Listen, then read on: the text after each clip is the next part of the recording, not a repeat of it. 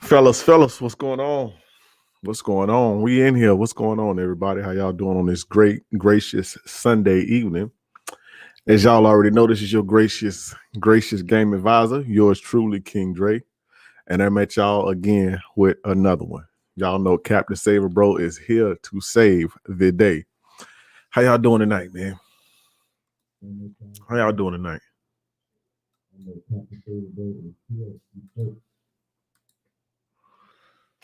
Can y'all hear me all right? Can y'all hear me good? Can everybody hear me good? Who we got in the chat? Everybody, if you're in here, press 1. Press 1 if you're in here. Kenny Dwayne, what's going on? Ethan Duke, ANHDRW. I can't pronounce that. Read 2, how you doing, darling? Philip Johnson, what's going on? Brams. Chomp. Genos. Chris was here. What's going on? GT592, what's going on? Everybody, we are here. Jay Hernandez, what's going on? Captain Saver, bro. That's right. Y'all already know. I'm going to ask y'all to hit that like button. Everybody, I'm going to need y'all to hit that like button, please. Please hit that like button for me. Get the likes up. That boy Trey, what's going on? Dylan Bent, Reese 98. Y'all hit that like button for me. Yeah, tonight we're going to talk about 7 women to never take serious. You never take these 7 women serious. Can y'all hear me just fine? Can everybody hear me good? Mike O'Leal, what's up, bro?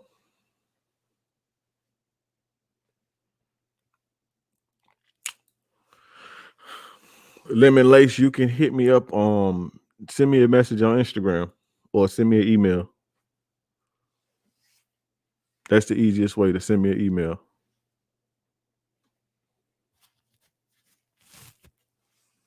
That is the easiest way.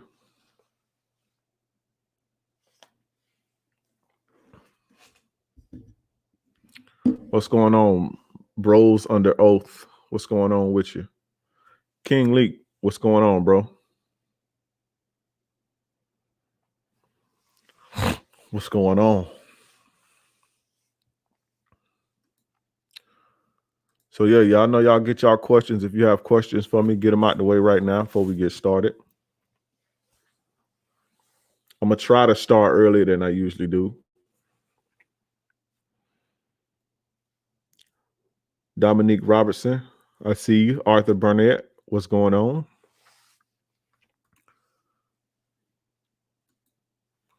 But yeah, we're going to talk about the 7 women you never date. You never take these type of women serious. I hope you discuss women who love validation by men on social media. Just sit back, bro. I think a lot of this ain't going to be what y'all expect either.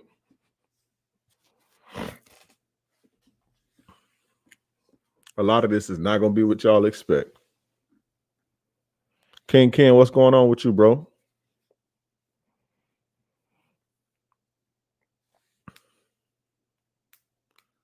But yeah, y'all get y'all questions. Y'all got questions for me, get them out the way. If we got Mars in here, I don't know if you was here last time. Everybody remember, don't respond to trolls. If you see somebody ask a trolly question or make a trolly comment, don't respond to them. Don't laugh. Don't say, oh, you crazy. Nothing. Mars, just get them up out of here. Just start now. Girl, don't be telling me how to run my show. We're going to start when we start. We're going to start when we start. It's always interesting to see women, how they are like fans of this type of content. That's always interesting to me.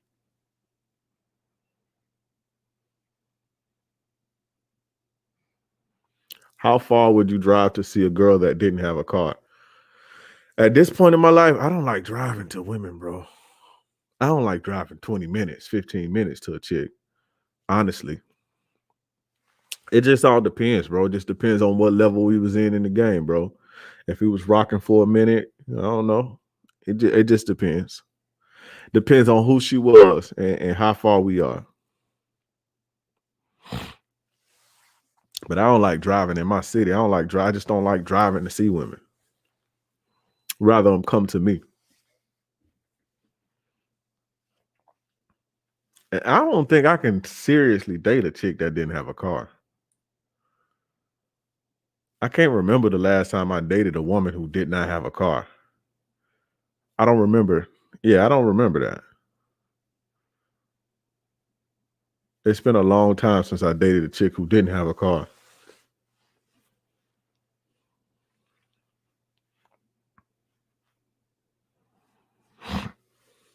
Yeah, these chicks will set you up.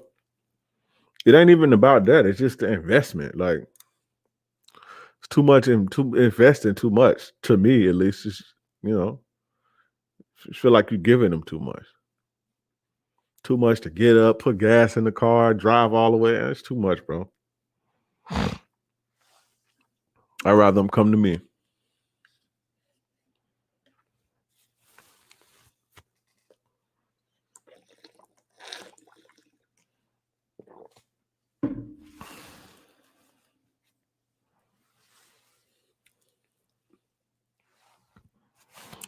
My girlfriend left me on delivered since yesterday.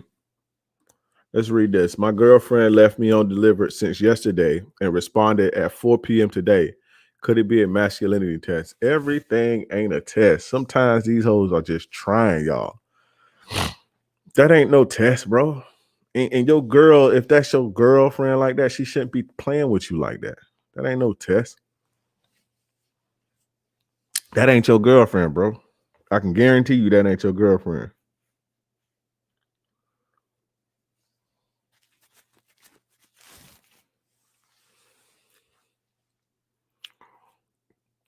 Everything ain't a test. Y'all watch YouTube videos and y'all swear everything a woman do is a test. Oh, sometimes they be trying you. Sometimes they be doing foul shit. It ain't no test. You look fairly young too. Start calling everybody your girlfriend. That ain't your girlfriend, bro. That was your girl and she respected you. She wouldn't even try you like that. Zay Mac, what's going on? If your girl respected you, she wouldn't even try you like that.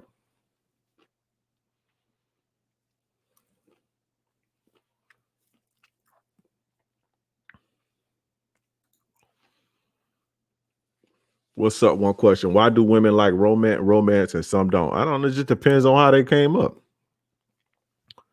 Some do or some don't. I don't know. I can't really go into why some don't. It's just who they are. Do you deal with medium interest women or are you done with that? It depends on how they look and like what's their status. It just depends on who the chick is. Medium interest and moderate interest ain't too bad. That ain't too bad. You know what I'm saying? But it just depends.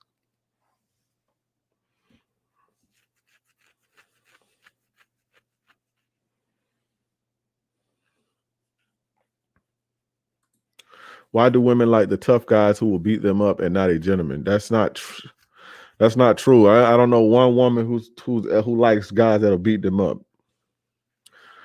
That's not true. Y'all gotta stop watching TV and stop listening to the internet and shit like that. Women don't like guys who beat them up and domestic violence and shit like that. But it's a scary thing. The thing is, what you guys fail to realize, right? Women are in a place to where they are vulnerable, man, because they don't have strength, right? And they're operating sometimes when they're with abusive people, they operate in a space of fear, like real fear. You got somebody beating up, and not only is it fear, you have attachments, you have kids, you have responsibilities, and it's just all type of shit. So, and like I said, you operating in a space of fear where it's like, if I leave, is this motherfucker gonna kill me? Like, how do I leave? Like, they don't know what to do. Then a lot of the times, by the time it gets to physical abuse with men, when men start to physically abuse women, they isolate them so much to the point to where they depend on them for everything. um Finances, you know what I'm saying, they cut their financial, they financial the economic opportunity off, by making them stay home and keep getting them pregnant and shit. They cut all their friends off and all type of shit. So you have a person who's completely dependent upon this man. So they dependent, they attached, it's feelings, it's history, and it's fear there. You see what I'm saying? You don't think that women like men that beat them up and shit. That's why you have a lot of the times though, the guys who do stuff like this usually get done dirty by the women. Like, you know what I'm saying? The women get them back. They can't physically beat on them. The women can't physically like beat their ass and shit like this, but they get them back in other ways, putting bullshit in their food. You know what I'm saying? And not to where to kill you right then, but you know what I'm saying? Feeding you shit that'll give you high cholesterol and putting extra salt in your food so your sodium could be high, putting extra sugar in your food. You see what I'm saying? And they hatching a plan and then they leave you, or they sometimes they even kill you. You wait till the wrong time. You wait till the wrong time. You hit the chick and she end up killing you. But these guys, women don't just like this shit, and it's just like guys that beat them up and just make them fit. That's not true, bro. Nobody likes to be abused like that. You know what I'm saying? But sometimes I don't want to say they stuck, but they feel stuck. You see what I'm saying? And I'm not like, I'm not trying to uh well, fuck it, I am, because I don't like shit like that. I don't like shit like that. So yeah, I am advocating for women who are abused when it comes to that type of shit. Yeah, bro. It's not what you think. So don't be sitting out here thinking women like men who beat them up and shit. That's not true, bro. That's not true.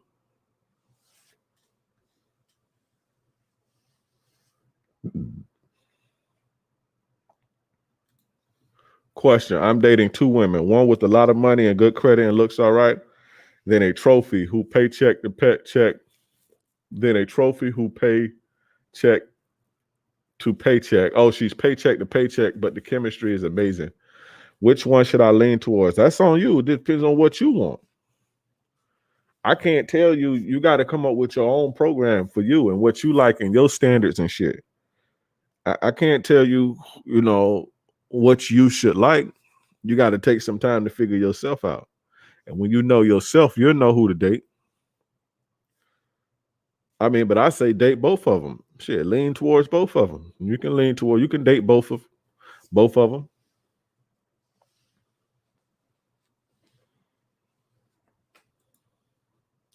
I've given up on love. I'm only 21. Hopefully the right person will come around before I'm 30. Why do you need love, bro? Why do men need love? I don't understand. I mean, I understand it. I not that I understand it, but y'all got to get up out of that. I need love. You guys got to learn how to create the love for the women. Like you sound like a bitch, dude. Like I give up on love. Like you ain't even supposed to want to be in love. Like who? Come on, bro. That's whole shit. That's whole shit, bro. Like you want to be all up in love, and you talking about you giving up on love. You're supposed to be worried about your empire and building your empire. You create the space for a bitch to be in love, and when the bitch be in love, she can serve you. You want to be all in love like a bitch. Come on, bro. Hopefully the right person will come around. You sound crazy, bro. God, men today are so feminine. Men today are extremely feminine. I want to know what somebody explain to me. What do you get from a person loving you? Like, what did you get when a person loves you? As a man, when a woman loves you, what do you get?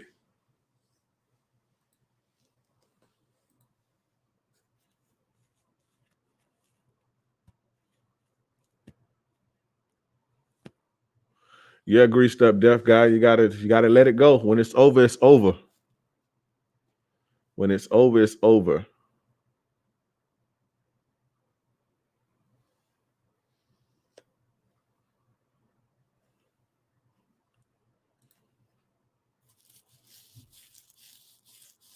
Yeah, Ritu, you're right. It's self-esteem issues too. Should I sugarcoat to a woman that her could be tighter or straight up? I never been in this situation before. I don't want to put a tear in this relationship.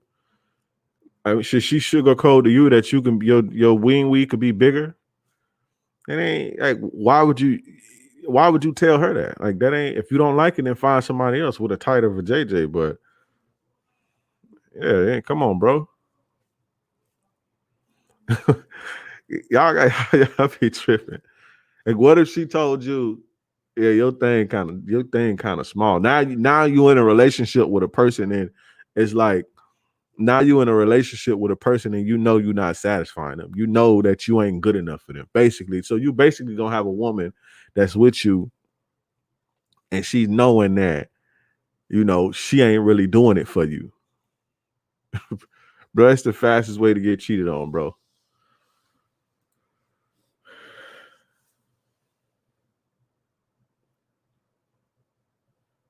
Yep. Maybe you ain't big enough, bro. Alpha Brick. I don't know if I spoke to you, bro, but what's going on, Alpha Brick? I thought I did, but I didn't. But what's going on, my dude, Alpha Brick? So I go to a private Christian college. Do you think the females that portray they're loyal because being a Christian is true?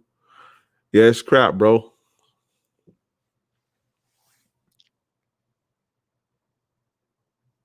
People are only as loyal as their last meal. People.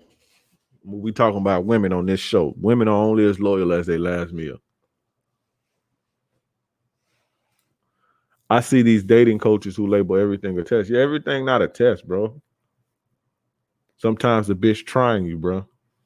Sometimes she cheating on you. Sometimes she didn't respond because she was getting piped. Sometimes she didn't respond because she was busy at work. Everything ain't no test. I've been sleeping with this chick. Told her we only friends, and she asked if she could come over and looked up to my place with her kid. I I didn't understand that. She trying to bring her and her kid over, then tell her no. That's not what y'all doing. She ain't really trying to plan no family, but she trying to ease her way up in there. I guess in the grand scheme of things, yeah. So don't. She just trying to work slow. Oh yeah. I can come. But I got my son with me and shit. Nah, we'll just wait till you get a babysitter.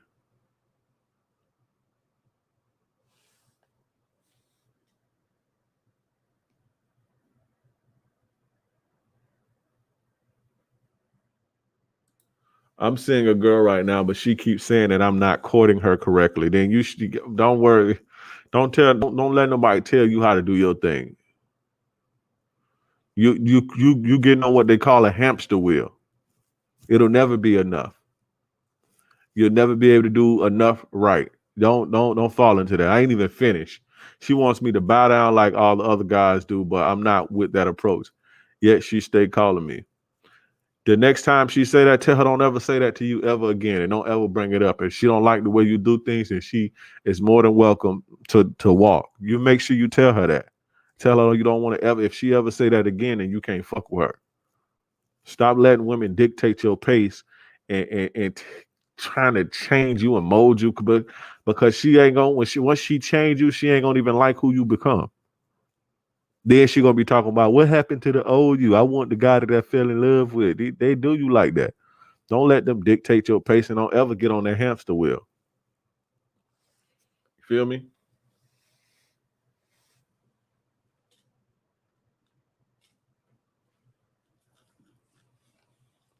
TOP, I see my man TOP in here. What's going on, TOP? The TOP cast.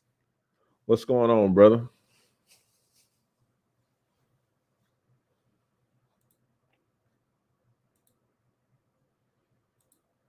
I'm seeing a girl right now, but she keeps saying that I'm not courting her. Oh, I just read that. My bad. I've watched all of these guys. I've learned that it's all subjective. Just because they tell you one thing doesn't mean it's the end all be all for every single situation in a relationship. I tell you the end all be all. I ain't trying to toot my own horn, but I tell you the end all be all. I packaged all them hoes up and gave it to you raw. The things that I'm saying pretty much apply to all women. Because not that I've dated every one, but I pretty much dated every type of woman there is to date.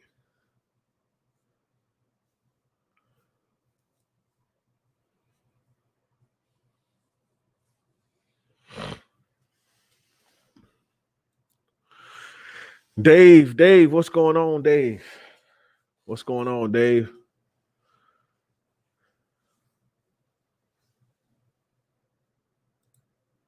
Never follow a woman's lead you just met. Never follow a woman's lead, period. Whether you just met her or you known her 10 years. You never follow a woman's lead. Ever. Period.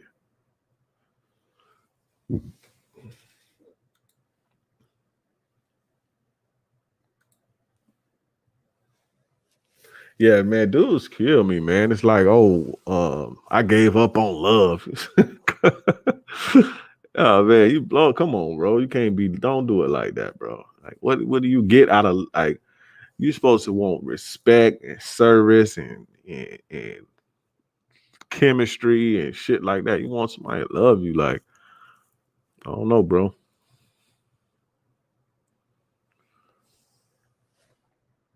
You supposed to, as a man, you're supposed to create the love space, create the love that the woman is supposed to fall in and let her be in love. But you ain't supposed to be sitting up talking about you waiting on love and one day the one person that's gonna love you gonna finally come around and all that. You sound like a bitch. I'm not calling you a bitch and being disrespecting you. I'm saying you sound like a woman, bro.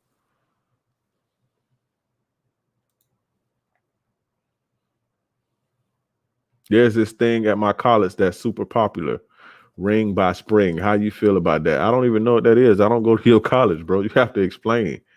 I don't know what that is. See, so lit. What's good with you, bro? Right. League 21 years old talking about love, bro. Like, worry about building yourself. Men today are feminine, bro. That's crazy. Feminine as hell. I don't get it.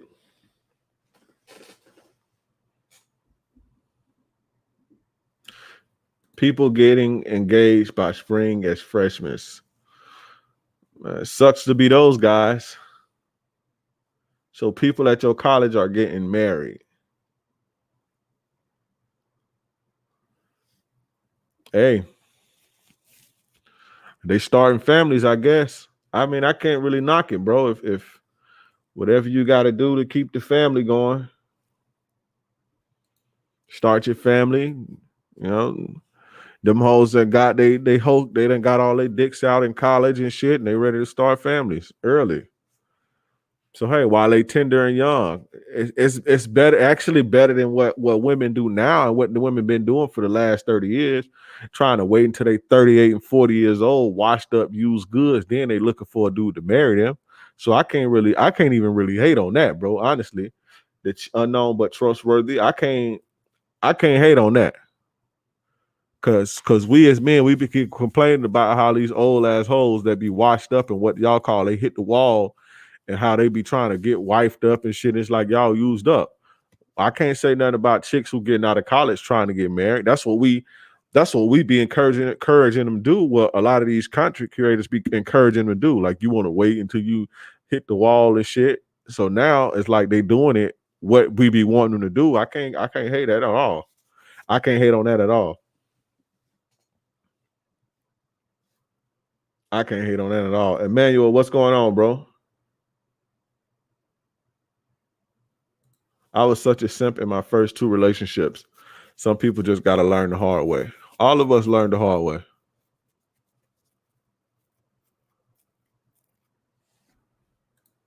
I see I was brought up to be a gentleman because I was raised by women in my household. So I was taught catering to women and being a gentleman would get me what I desire. Somebody lied to you, Jack. You get what you desire by going to get what you desire. That makes sense, Trey? Does that make sense? You get what you desire by going after what you desire.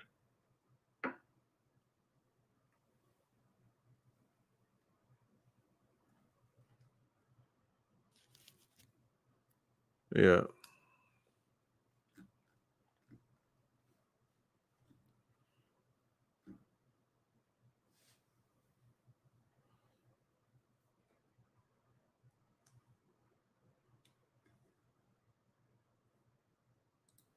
What to do is she blocks you on everything. Keep trying, bro. Go get another phone, get a new number, and call her from the new phone. Go spend $800-900 on a new Galaxy. Get you a new phone number, get you a new line, and keep fucking trying, bro. Keep creating accounts, all that shit. Just keep trying, bro. Eventually, you'll get her.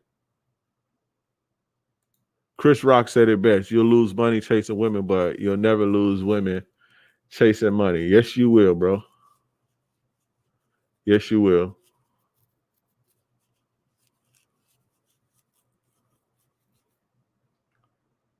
MGTOW is great, but I do struggle with missing sex. Listen, y'all with this MGTOW shit.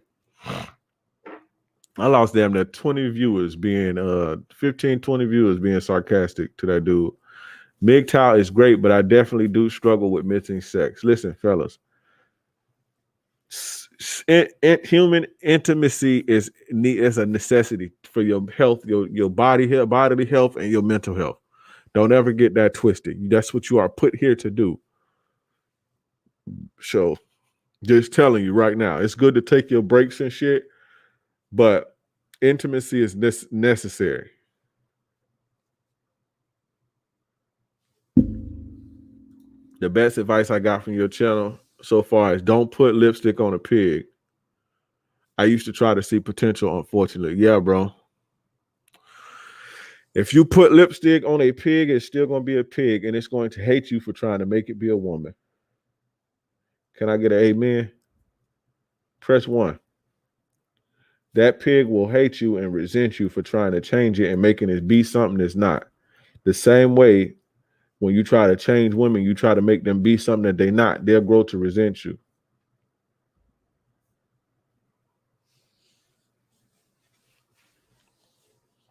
You still got the Facebook player chat. I don't have a player chat. I got a group on Facebook.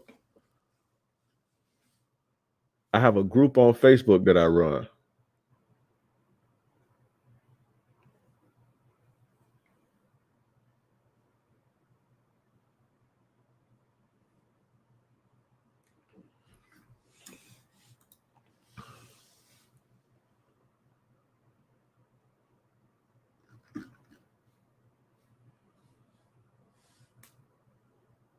MGTOW does seem like a bitter way to live, but I'm just trying it for like a year to focus on my goals. Yeah, do you first. Get you. Don't get it twisted. Always prioritize you, but bro, you're here to interact with women and conquer women. That's what you put. If you don't do nothing else, that's what you're supposed to do. And make sure that the place that we live is sustainable and progressive. You ain't here to do nothing else, bro, but make your space a better place, make this world a better place, and have babies to keep your gene pool going, bro, to keep your species going, to keep sustaining life. That's what you hear. Everything we do is to do that. Make the world a better place and reproduce, bro. MGTOW never provide solutions. All they do is talk about truth with no realistic end game. Heterosexual men are always going to want to deal with women in some capacity. For sure.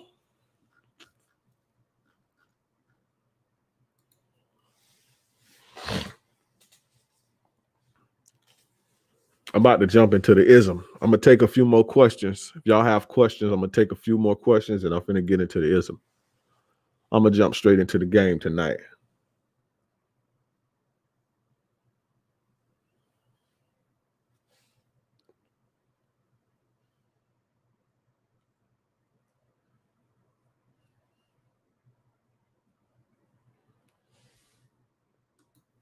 Hey, where did you find me at? Zakaria, where did you find me at? I think you one of them Indian, Middle Eastern dudes, bro. Y'all be some big old simps. Guys from other places, y'all be thinking they masculine and shit because they women. The thing with other places, it's not that they super masculine that they have they women in check. It's just they women are damn near forced to be like that. Like, you feel what I'm saying?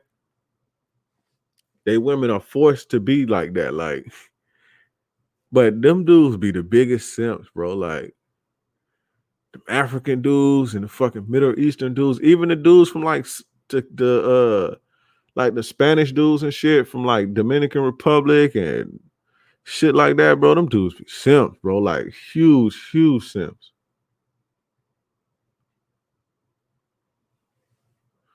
Zakaria, I'm gonna ask you one more time. Where did you find my channel from, and when did you find it? Zakaria Abdi, I'm gonna ask you one more time. Where did you find my channel, and how did you find my channel? When did you find my channel?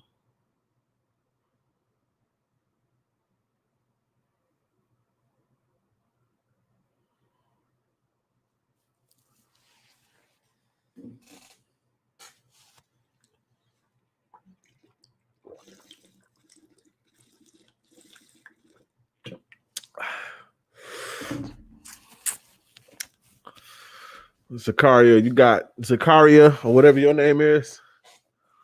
You got about 2-3 minutes.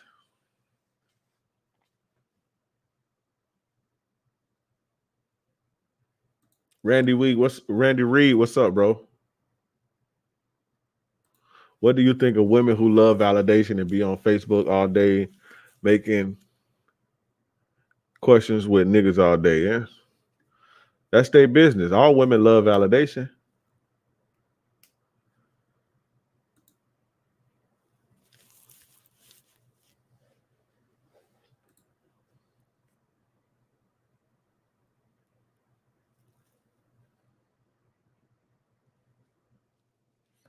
A lot of what you say fly right over dudes' heads. I was dying laughing when you said tired.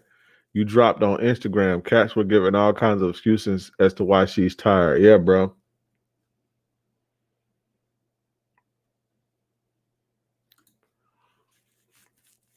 You don't have to ignore women completely. Just understand who you are as a man and what you bring to the table, and look and invest your time in the ones who align with what you expect. Amen, my brother.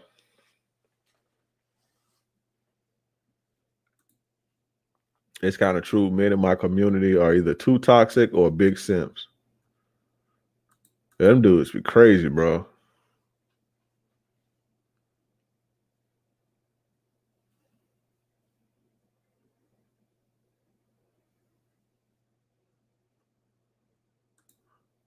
Zakaria, what's your nationality?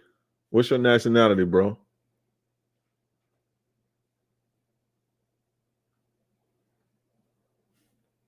What is your nationality?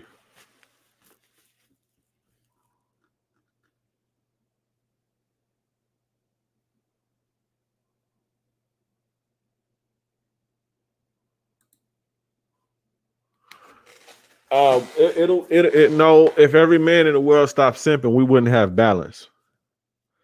We need the simping for balance. We don't need it. The thing is it's not balance. It's too much simping.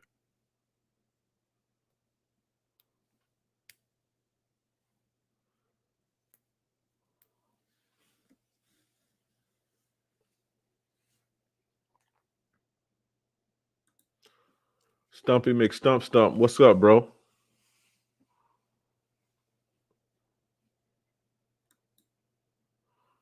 You black. Okay. What kind of black? You African or Haitian? Hey, Stumpy McStump.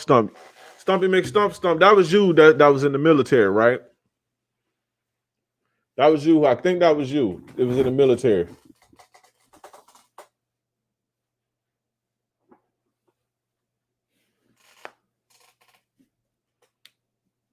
John E. Royal, what's up, bro?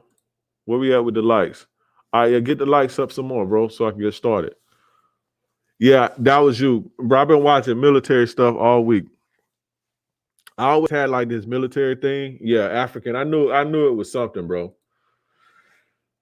At first I was like, he probably trolling, but then I was like, he fucking either Middle Eastern or African the way he talking. I told him African dudes be simps, be some big ass simps. But Zakaria, I don't know what you planted in my subconscious, but I've been watching like YouTube. I mean military stuff on YouTube all fucking week since I talked to you last week, since we was talking about it last week.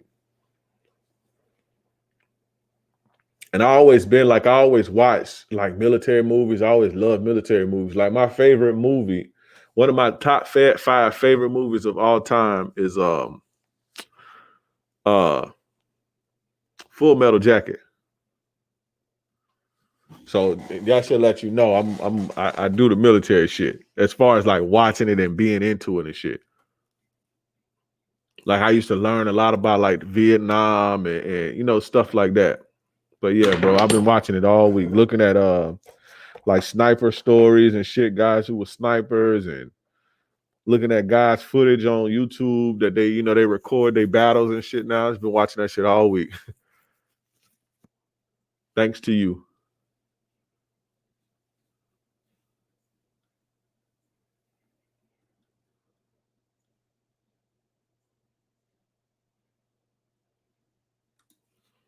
How about girls that call you daddy in bed? It's hot, but sometimes change the dynamics of the relationship. They get extra needy and demanding in the relationship, trying to get you to take the role of a dad. That's deep. That's deep. I don't get that deep right now as far as that, because I'd be here all night. I think I'd do a show about that. Because sometimes I kind of feel like that too. I kind of feel like that too.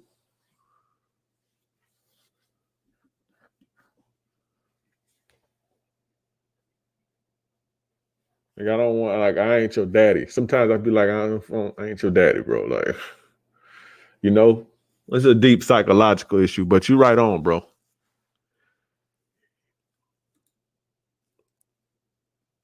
Emmanuel Morales. Well, thank you for your service, my brother. I'm not in the military. I ain't never had the balls to be in the military, honestly, right? Um, that's crazy because I had the balls to do street stuff, but it's the military. I never had the balls to do it, bro. Not that I couldn't. I mean, I could have. Shit, I've been in prison and all type of shit. Been in all type of crazy shit in the streets, but I don't know. It was just something I could never do it, bro. I could never get myself to sign up to it. My people, like people in my family was like pushing, like you should go. Cause this was around the time when I was starting to get kind of crazy and ripping and running. It's like, oh, you got to do something with your life. You should go. I was like, I don't know about that, bro. But I always admired men who had the courage to do that, and I've always been into that type of stuff. I always admired guys who had the courage to do that. I would never. I would never. Well, this at this point, I would never like if a chick tried to fuck with me, and she had like a military boyfriend or a military husband. I would never fuck with her. Like I couldn't do the military man like that. You know what I'm saying? I couldn't do it, bro. I have a long time ago, but yeah, bro. Y'all do gotta stop military guys. Y'all do gotta stop wifing up chicks when y'all in the military. Military. Y'all gotta say that for when y'all get out. Stop wifing up chicks when y'all in the military. I was a radio man. My favorite is We Were Soldiers. Yeah, I love We Were Soldiers too. I can't even talk. I love that movie. We Were Soldiers, Black Hawk Down. Those my favorites. We Were Soldiers, Black Hawk Down, and Full Metal Jacket. But Metal Jacket is my top one. Hamburger Hill too. I like Hamburger Hill too. I think that's the name of it. But it was the movie they did about Hamburger Hill in Vietnam.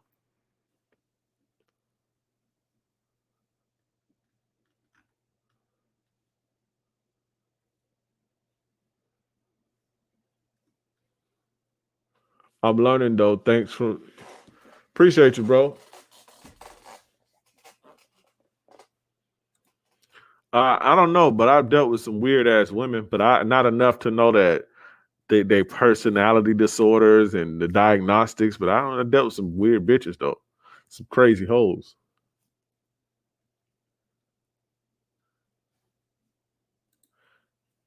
That's all. That's all that matters, Trey.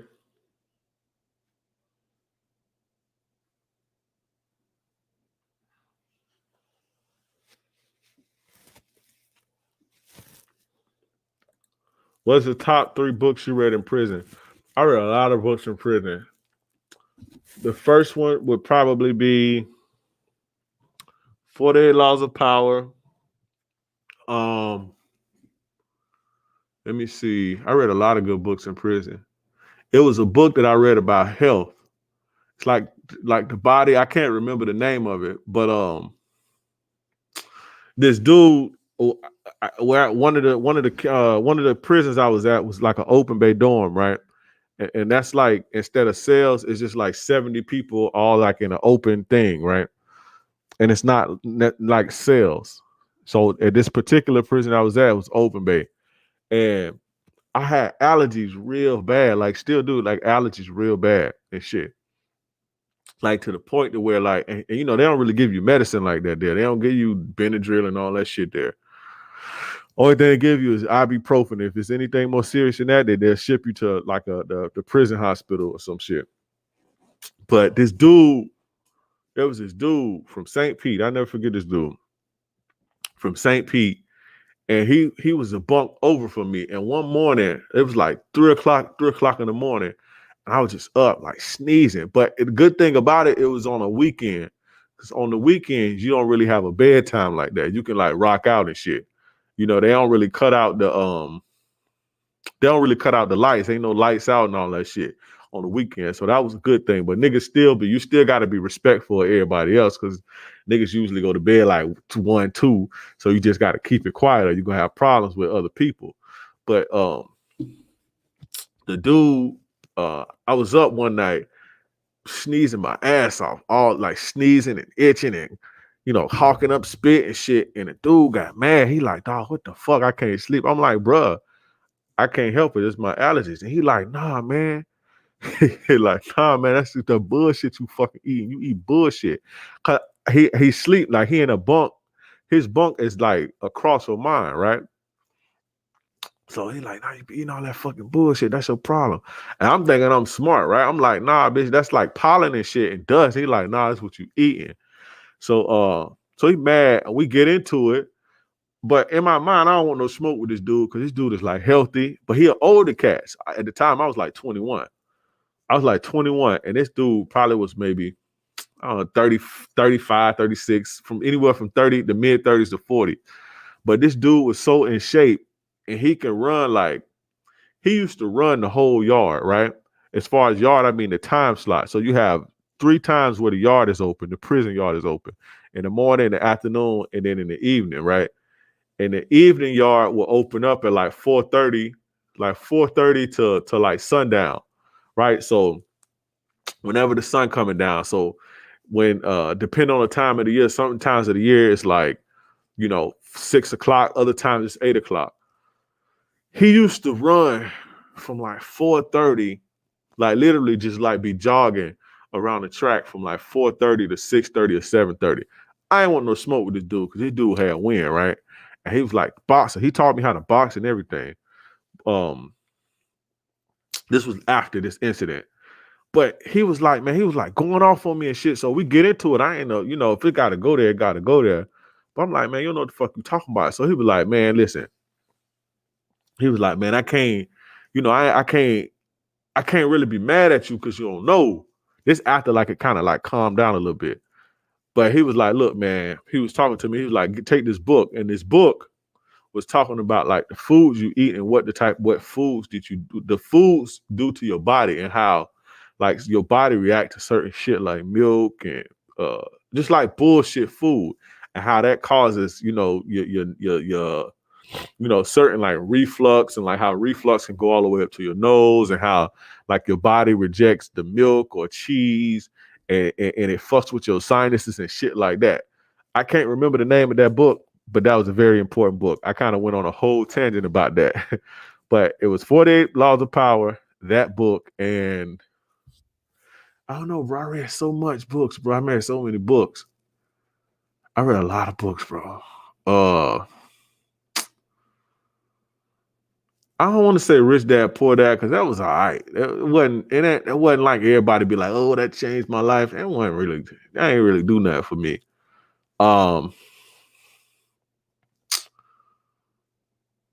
Maybe 33 Strategies of War, maybe. Yeah, maybe 33 Strategies of War, or probably Art of War. You know, I used to read a lot of those love books, those black just keep my mind like it's cool to learn stuff, but like I used to like have to entertain my mind and like make like late night. It's like my mind used to like wander and shit instead of being like stuck in this fucking shit, right? So I used to read those like from like Eric Jerome Dickey, rest in peace, he just passed, and Zane novels. I used to read a lot of them bitches, man. It's a lot of game in those type of books. But yeah, so I would say artists 33 Strategies of War, the health book that dude gave me that taught me how like food fucks with your body. And maybe 33 Strategies of War. That's been so long ago, bro. Was what? Fuck, I'm 36. That was like a 15, 16 years ago, bro.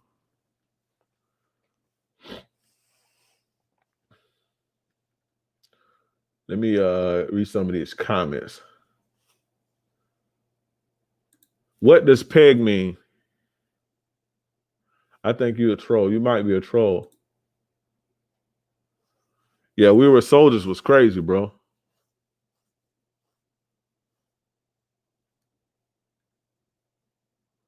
If you want to see a good war movie, just go to my parents' house for an hour. That's crazy.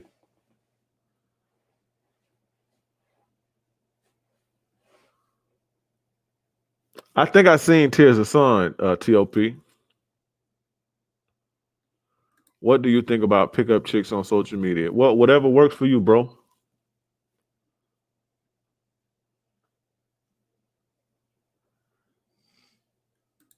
The Things They Carry. Great book I read in jail about Vietnam. One of my favorite books. I never heard of that.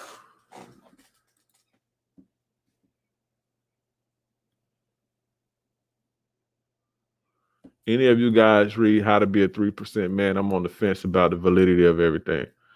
I don't know, but try to keep other people's work away from here. At least other people in this space.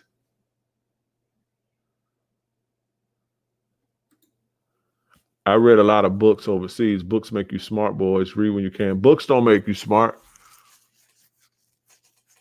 Applying what's in the books make you smart.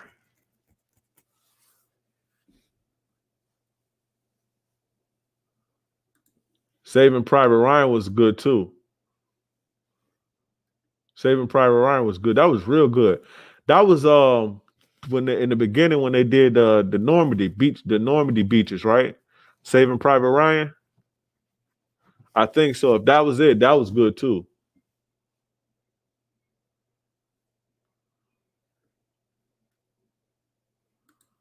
Do you eat organic food? I try to eat as organic as I can, and I try not to eat processed food. Anything processed, I try to stay away from. But I'm a sucker for cereal. But I try not to eat it too much.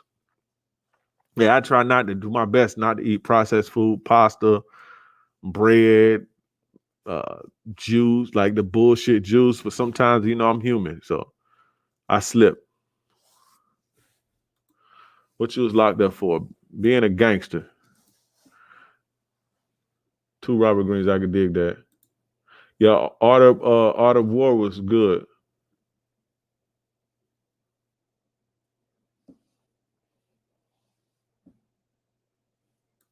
Was it How to Eat? No, it wasn't that. It was like from some scientist, some white guy. I don't remember what it was though. It wasn't like a religious thing. Tariq Nasheed book is a good book. Tariq Nasheed is that dude, bro. But I never read his book. But Tariq Nasheed is that dude.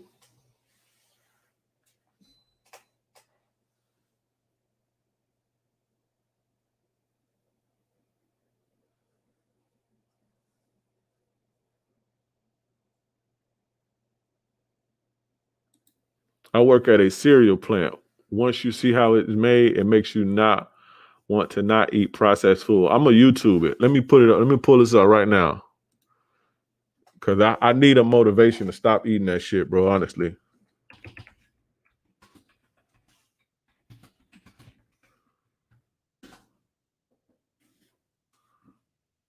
Yeah, I need a motivation to stop eating that shit. Yeah, Browns, bro. Cerealist. Whew. I can't.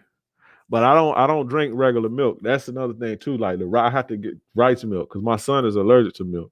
I think we all allergic to milk, honestly, but that's another story. I could never stomach milk ever, but my son is like really allergic to it, so he drinks rice milk. So I eat the cereal with rice milk, but I don't drink it from the like how people done they drink the milk and shit. I don't drink it,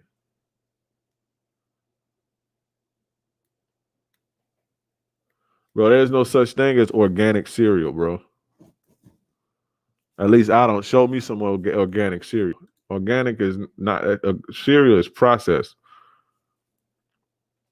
There ain't no organic cereal. Yeah, bro. No coffee. No, I don't know. No caffeine. No caffeine. None of that shit.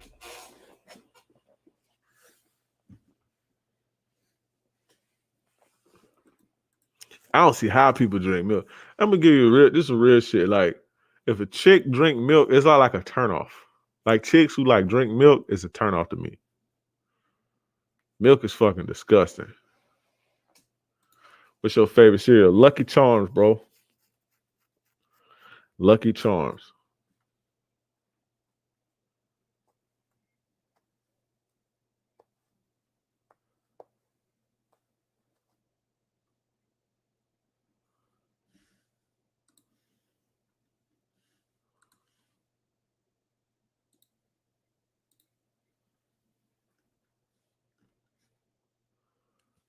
Nah, I mean, I guess. But yeah, I'm a Lucky Charms dude. I used to like Fruity Pebbles, but it's like way too sweet now. When you start getting older and shit be like way too sweet. Oh, Ritu, you drink milk? Oh my god, Ritu. Ugh. Yeah, stop drinking milk, man. Milk is fucking disgusting. Like how? Like how do you even like? Yeah, I never liked milk ever since I was a kid. Never liked milk. Shit always get. I never drank milk right because my mom would get like skim milk and 2% milk and shit. And then my aunt and my grandma and like everybody else in my family had that whole milk. That shit was so fucking disgusting. But my mom would always get like 2% milk and like skim milk and shit, like growing up. But I remember when I first went to prison, when I got to prison, the way Florida prison is, bro, it's like it's kind of like it's crazy. I don't know what it is now, but like I felt like I had to eat everything. Like you got to eat. Like you literally have to eat. You have to be done eating in like 2 minutes, like 2-3 minutes. The way it's set up, it's hard for me to explain it without you visualizing the shit. But you basically like got like 2-3 minutes to eat, right? You only got like 2-3 minutes to eat, and I still have that habit now to where I eat fast. Almost 15, 16 years later, I still have that.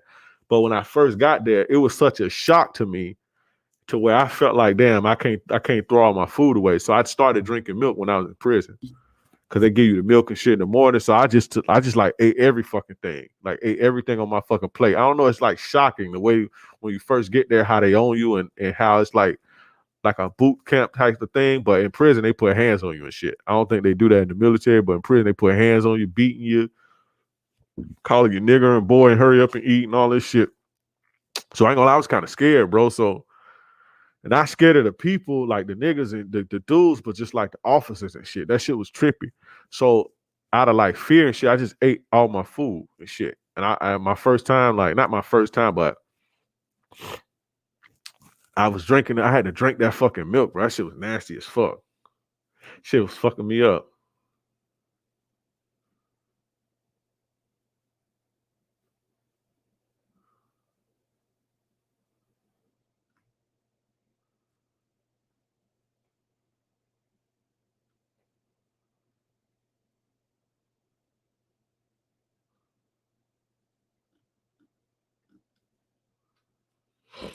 Prison is slavery. It's slavery, bro, because you work for free.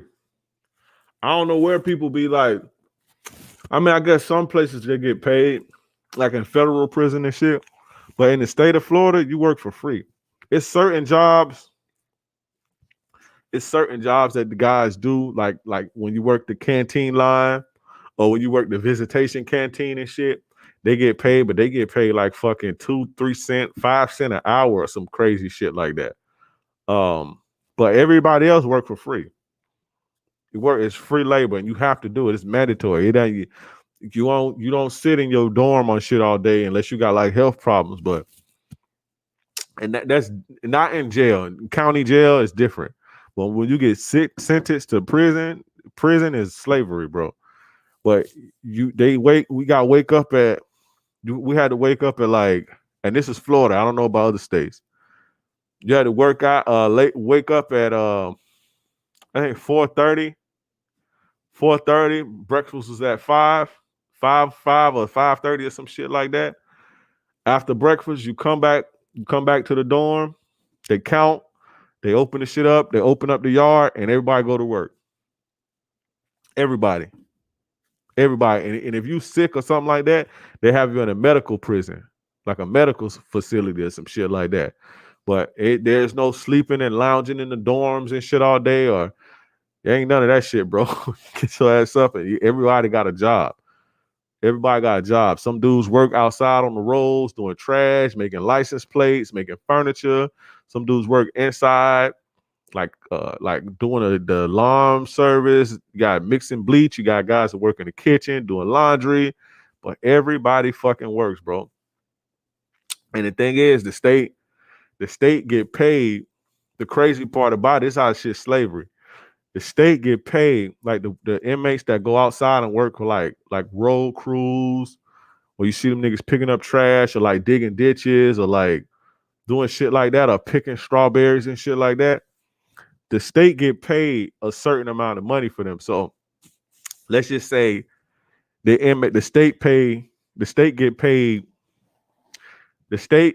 prison gets paid, right? The prison gets paid per inmate, right? So let's say this inmate goes out and he works from 8 to 5, right? 8 in the morning to 5, and he worked digging ditches or something. This inmate is getting paid like $9, $10 an hour. The state is paying it's getting paid $9, $10 an hour, 12, 15, however much now. I don't know what it is now, per hour. Right? Per hour. This is what they're getting paid. So he just making the money and making the money. That shit is crazy how that shit works. So you going out and you working and you generate 10, 15 bucks per hour, but you don't get none of that.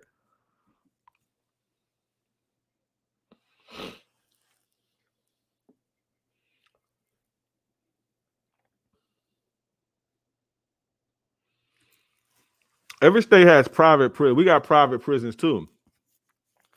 We have private prisons here. We have federal prisons, and we have state prisons. Private prisons they run a little bit different. I'm talking about the state prison where most people go. Most people go to state prison.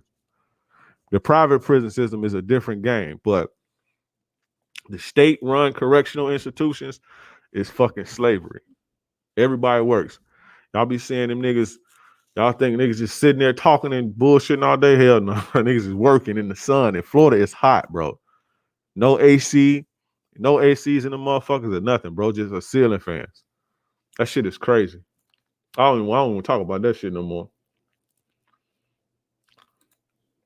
Yo, Afi, what's going on, my brother? What's going on with you, fam?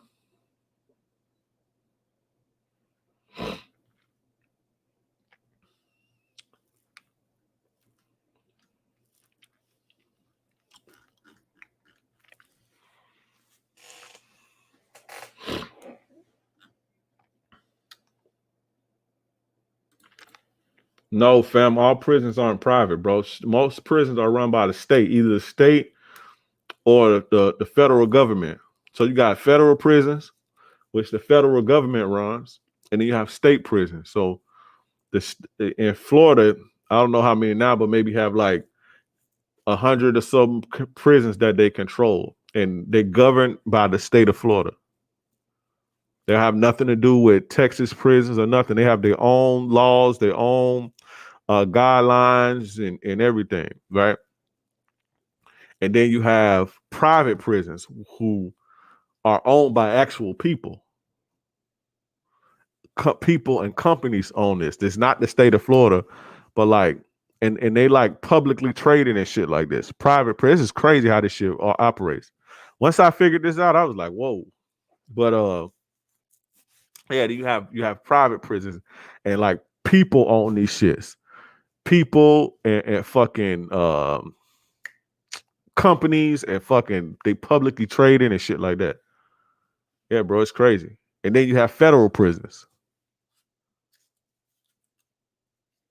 that the federal government run.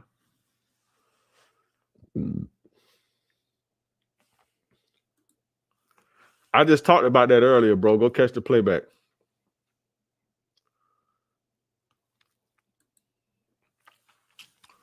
Yeah, Florida need that. Florida need that about you.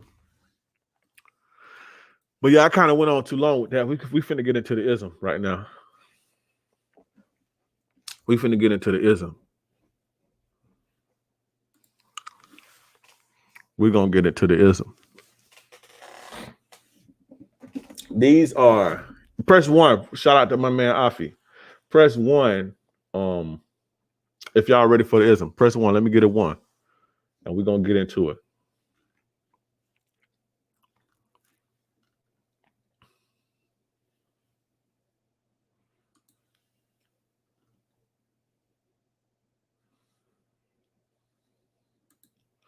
Nope, you're not too late. I ain't even start yet.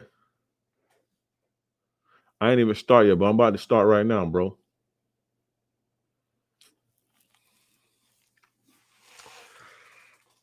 All right. Y'all make sure y'all feel free to hit that tip jar if I speak to your soul. When I start speaking to your soul, go on and hit that tip jar and bless me with a super chat once I start speaking to your soul. If you feel it, if I say it and you feel it and it resonate with you, or you learn something and you get value, hit the tip jar, go on and super chat your boy. But let's get into it. 7 women to never date, right? And when I say date, I mean never date seriously. Never get into a serious relationship with these women. Never get into a relationship, marry, invest too much into. Never take these women too seriously. Never date these women. The first one is the social media attention whore. I forgot who just asked me something about that. Who just asked me something about that earlier, and that's what he asked me. You want to talk about women who be on social media? Yes, the social media attention whore. All women like attention. All women love attention. All women love validation. But there are some women who live for male attention on the internet. They live for this shit, right? These women are usually very, very, very, very empty, right? And not only are they very, very, very empty, they're very, very, very addicted to what this attention brings, right? This attention and this validation. Like I say, women, for the most part, man, all women love attention. All women can never get enough attention. But this woman is different. This is the woman you see. She posts like, her whole life story, and not the regular woman just posting and sharing memes or sharing a status, but I'm talking about the women when they post, it's usually something provocative, or they post provocative pictures on their stories, or they posting selfies all day. Or when they post things, it's like drama-filled stuff for drama, to get a lot of attention. Drama shit. Woe is me. Something is going wrong. Something is bad. Somebody did something to them. Shit like this. It's never really anything positive. Stay away from these type of women. You will never, ever, ever be able to keep up with the amount of validation that they require. You'll never be able to keep up with that. One person cannot do it, right? And then what happens is you're going to be trying to pull them away from that, right? And if they listen to you and then and they get pulled away from you, pulled away from the social media, and they depending on you, you can't give them what social media validation can give them. You can't give them that. It's going to be a recipe for fucking disaster. So you never want to take women like that seriously. When you start getting to know a woman, always get to Facebook, always get to social media. And if you want to keep her out of yours, then I suggest you make a fake profile. Not a fake profile, but a profile for that's not as personal, that don't have too much of your personal life, and just start building that up. You know what I'm saying? That don't have your mama and all the wild shit you were saying. And, if you want to keep yourself a mystery, but when you start to date a woman, get her social media and check her out. Watch her and watch how she posting and shit. You see what I'm saying? If I was you, I suggest once you get her name and shit, don't even ask her for her social media if you don't, because a lot of girls, they leave their shit open in public, or if they're not public, they you can still see their stories, or you can still see they not their stories, but they post and shit like that. And so what you want to do is when you don't, instead of asking them, just go check them out, go look them up and go see what they're posting and shit. But yeah, get them, find them, and look and see what they're posting on social media. Chicks who are the social media attention whore is a bad deal. It is a recipe for disaster. Like I said, one person can never give them enough. It'll never be, one person can never fill them, can never fulfill them because of what they used to, right? They that empty, right? So, you got a guy that's saying, I don't really like that, you on social media, and she try to respect that, but then you ain't giving her enough. So now here you go, get on the hamster wheel, because anything you do is never going to be enough. It's never going to be enough. So stay away from the social media attention whore.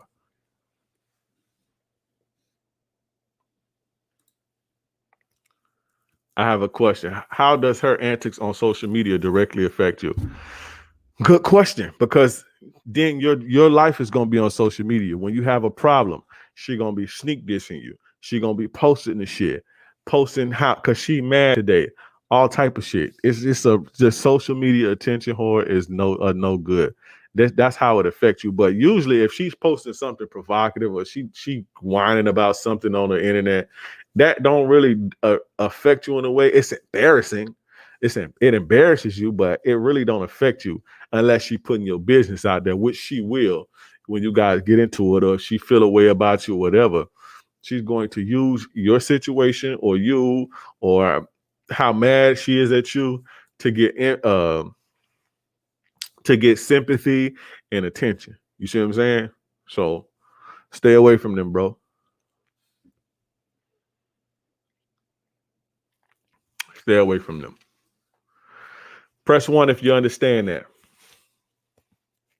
Press 1 if you understand that.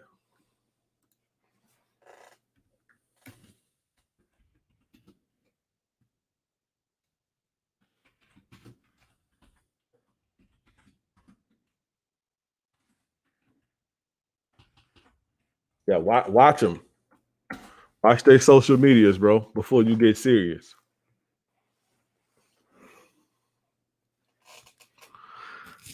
Number 2. Hold on, let me drink my water. Take a water break.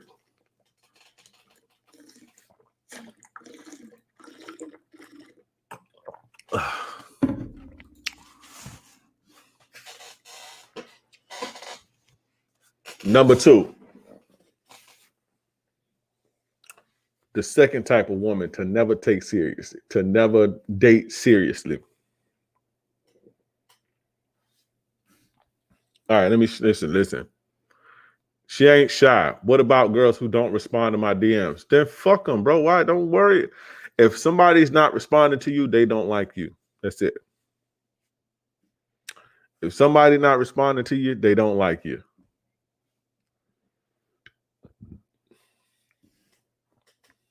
That's it, bro. There's nothing to talk about.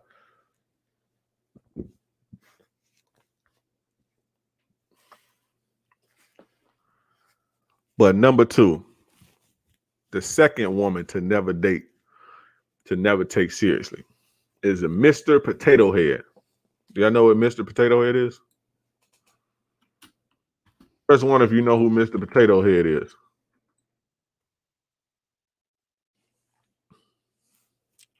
Let me see if I can share my screen.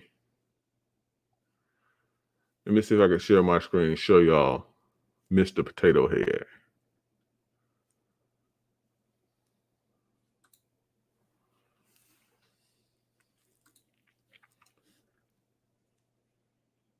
Hey, shout out to my boy Chomp Chomp. That's my boy Brams. Shout out to Brams for the $5 super chat. I appreciate you, brother.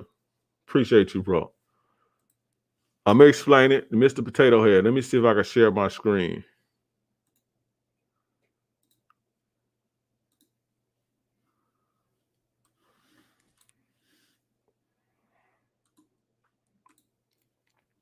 This is Mr.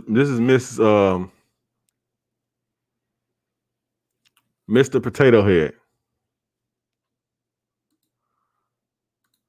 This is Mr. Potato Head. Mr. Potato Head.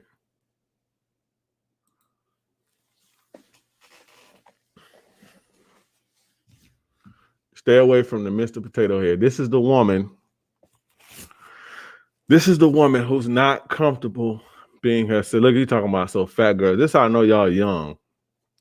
Mr. Potato Head was a potato that we had as a kid, and it came with ears. It like came. It's like you put him together. It was a potato. This is how crazy our childhood was. Versus you kids have all type of technology and shit. This is the type of shit that we had to play with. It was a potato, and it came with a fake ears, fake eyes, fake fucking eyebrows, fake lips, and you just had to put it on together, and you made a fucking potato head, and you made it a person. Right? It's a Mr. Potato Head. These was our toys when I was a fucking kid. That's crazy. Then they started coming out with Nintendo and shit. But yeah, bro, this is what we played with. But Mr. Potato Head is the woman who can't look at herself. She can't stand to be herself. When she looks in the mirror, she hates herself. So what does she do? She puts on eyelashes, contacts, fake fucking hair, cake face with makeup and all of this shit. Mr. Potato Head. They can't stand to see themselves. Now, don't get that confused with chicks sometimes they like to look pretty and shit and put on lipstick and look pretty and shit. But there are some women who can't, like they trying to get far away from who they truly are. Right. So they wear weaves and long, wild, blonde, red weaves, a fucking green eyes, contacts, lashes, fucking try to get the lips and lipstick and face full of fucking makeup. This is the Mr. Potato Head chick. They put together. They're not their true selves, right? Women like this don't love who's in the mirror. They're trying to get away from who's in the mirror. This is to pay attention to this, right? And like I say, it's not just a chick who just going out to look pretty and shit. But every day when they get up, they kick their face up. They put their contacts in. They put their fucking wig on. They put their lashes in. They make their eyebrows thicker. You see what I'm saying? Some even get surgery to their face and shit like this. These chicks are extremely, extremely insecure, and they hate who they truly are, and they do whatever they can to get away from it. You do not want a chick like that who has that type of insecurity. You don't want a chick like that. They, like I said, they don't love who's in the mirror. And if she don't love herself, she can never love you. Mr. Man who was looking for love and shit earlier, What you don't want is a Mr. Potato Head. And as you guys know, insecure women come with all types of problems. Jealousy, insecure, drama. It's just a mess. They pretty, right? A lot of the times they can be pretty. They can be very pretty. Be put together and pretty and they look good and shit. Let me show you another one. I'm gonna show you another an example of Miss Potato Head. Let's see. I gotta find her. Hold up. I gotta find her L Waters 2.0. Okay, that's her name. I'm gonna find her. There she go.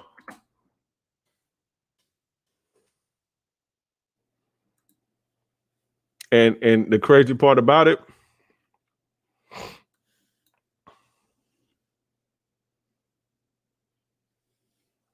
let me see. I'm gonna share my screen again. So look.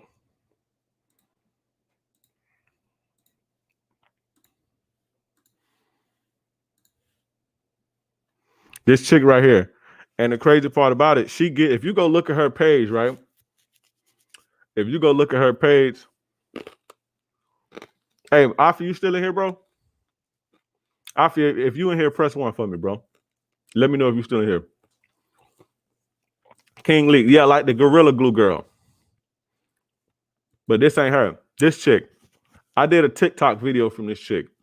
When y'all go on TikTok, go look at this chick's videos on TikTok. The type of advice she gives. This chick is very pretty. She's an extremely pretty chick, right? Quote unquote pretty chick. Pretty chick, right? I want to show y'all the type of shit she talk about too. But it just goes hand in hand on what I'm saying. Chicks like this, they look good, bro. They look good, but it's fake, bro. It's fake. This is a Mr. Potato Head. All right, Afi, check this out. I don't know if you can see this, Afi, but look. You see my mouse right here? What does this say, bro? You see what this says right here, Afi? Shout out to Afi, bro. This your course, bro. I got your course on my bookmarks, bro. Shout out to you. Go get my man Afi's course, Keys to Your Future Self. This your course right here, bro, on my bookmark. But let me find one of her videos.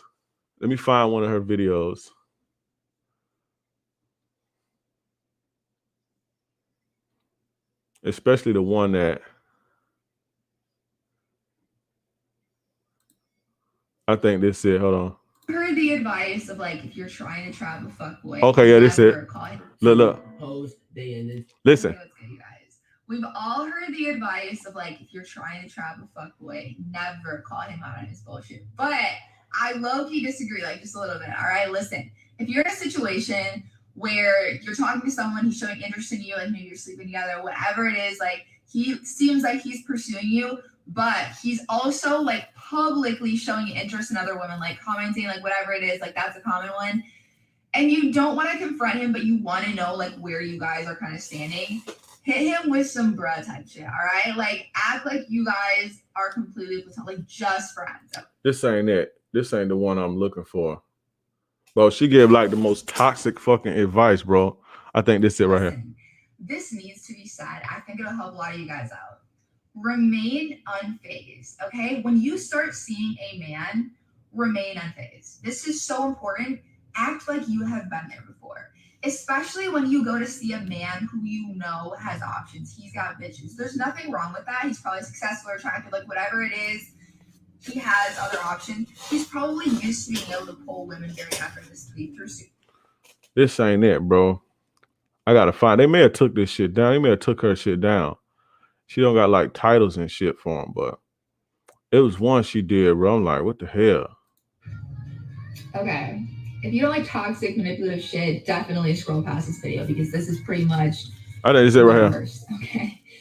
If you want someone to form an attachment with you, ladies, the playing hard to get game is not effective. It doesn't work. It's trash. Okay. He's literally just gonna go text someone else. So instead, be super engaging. Text him back.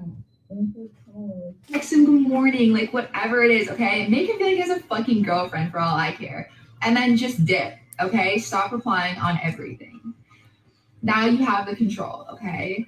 Your next move should be like a couple days later, maybe a day or two, and just text him and be like, "What's up? Like, what's up, babe? Like, whatever. Like, pick it back up like nothing happened, okay?" Bro, that's a Mr. Potato Head, bro. Now look, all her shit every day. This is how she is every day. Now it's cool, like I say, it's cool if you get a chick and she do herself up when she going out or she want to go out and shit. But this chicks who gotta look like this every single day, like I say, it looks good, it looks pretty, it looks like you want to just hit it and shit like this.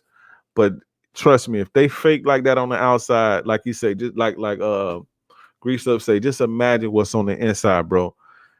Chicks who can't stand to look at them true selves the way they work, the way they are, who can't stand to see it, there's something going on, bro.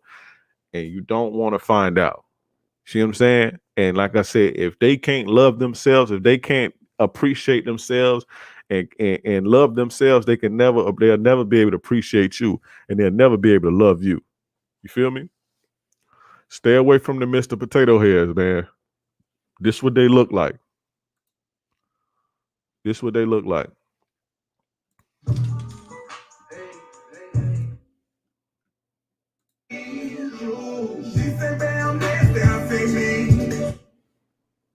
What's the girl name?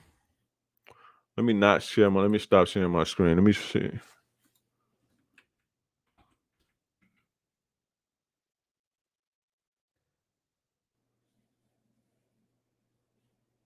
Yeah, this chick too. This is another chick. This is another one.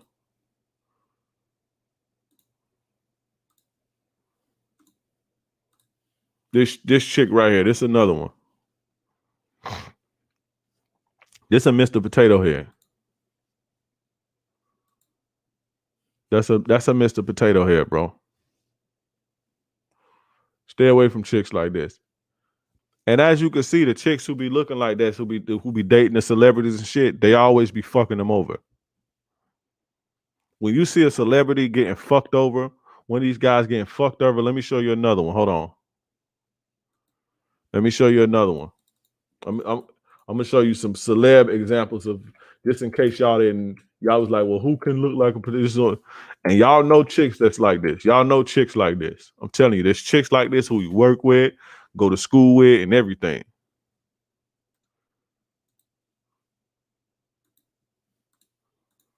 This is another one. This is another Mr. Potato Head.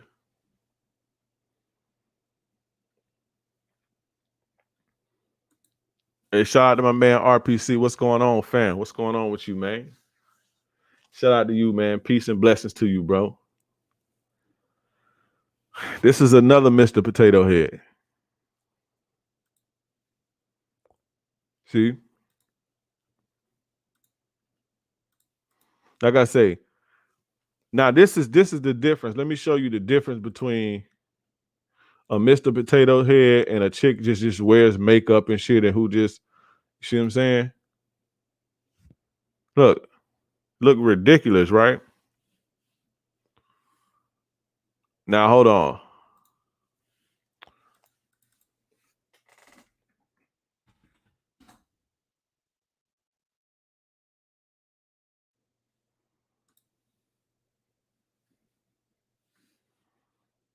Hold up.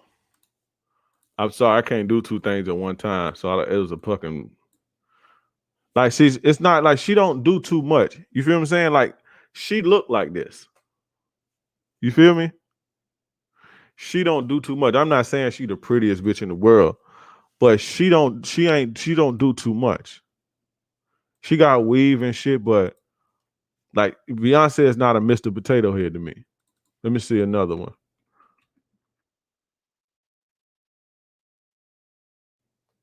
She not a Mr. Potato Head either. Like I said, you got especially celebs that they wear makeup and shit, but she not a Mr. Potato Head. She got a big ass fucking forehead.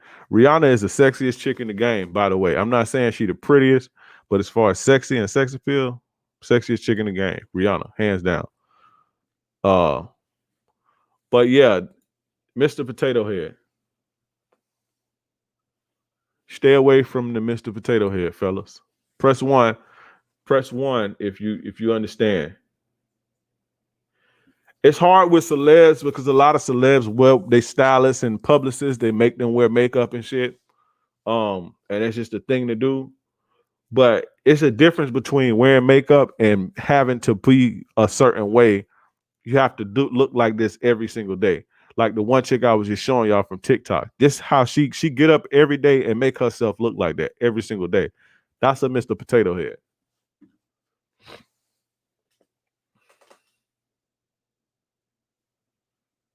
Would you consider all of those cosplay chicks? No, that's costume play, bro. They don't do that every day. I'm saying chicks who get up every single day. I'm gonna show you again, just in case you don't get it. I'm gonna show you again, just so you could. So watch my screen, bro. I know you probably looking at it on your phone and washing the dishes or something for your girl, because your girl making you do the dishes. But pay attention, bro. If you ever had me, like you 100%. Pay attention.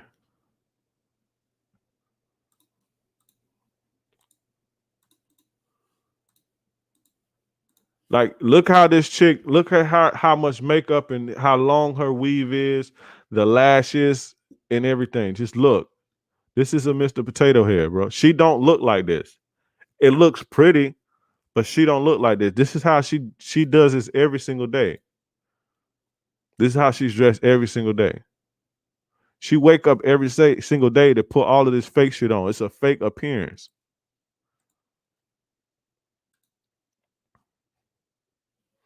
That's a Mr. Potato Head. Not chicks who do costume play and take pictures and go to events in costumes. That's something different, bro.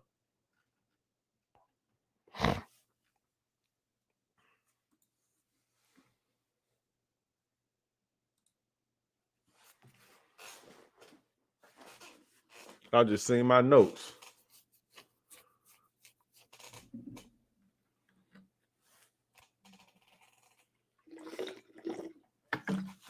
Yeah, Megan Thee Stallion is not she's not a Mr. Potato Head either. Right. They're borderline look like trannies sometimes.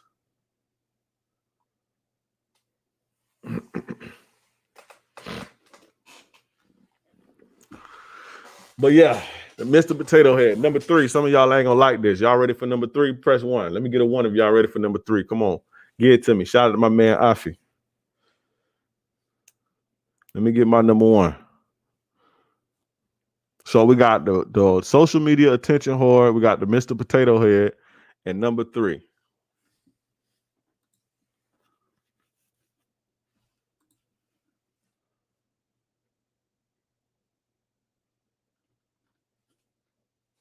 Number 3 is the drug addict, the junkie.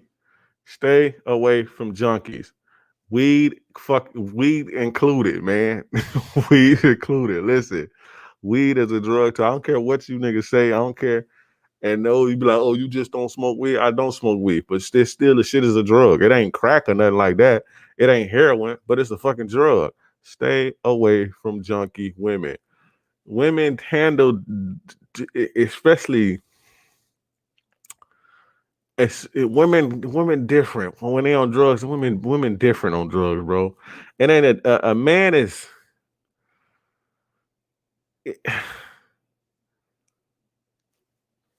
Stay away from women. Stay away from women who use drugs, bro. That's all I'm gonna say. I'm trying to keep it. I don't want to get trying to keep for monetization purpose, but stay away from women who do drugs, bro. First and foremost, they are only loyal to their high.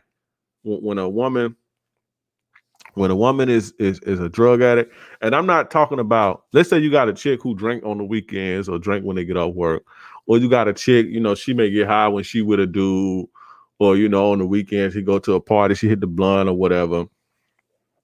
I'm not talking about those type of chicks. I'm talking about chicks who they get high every day.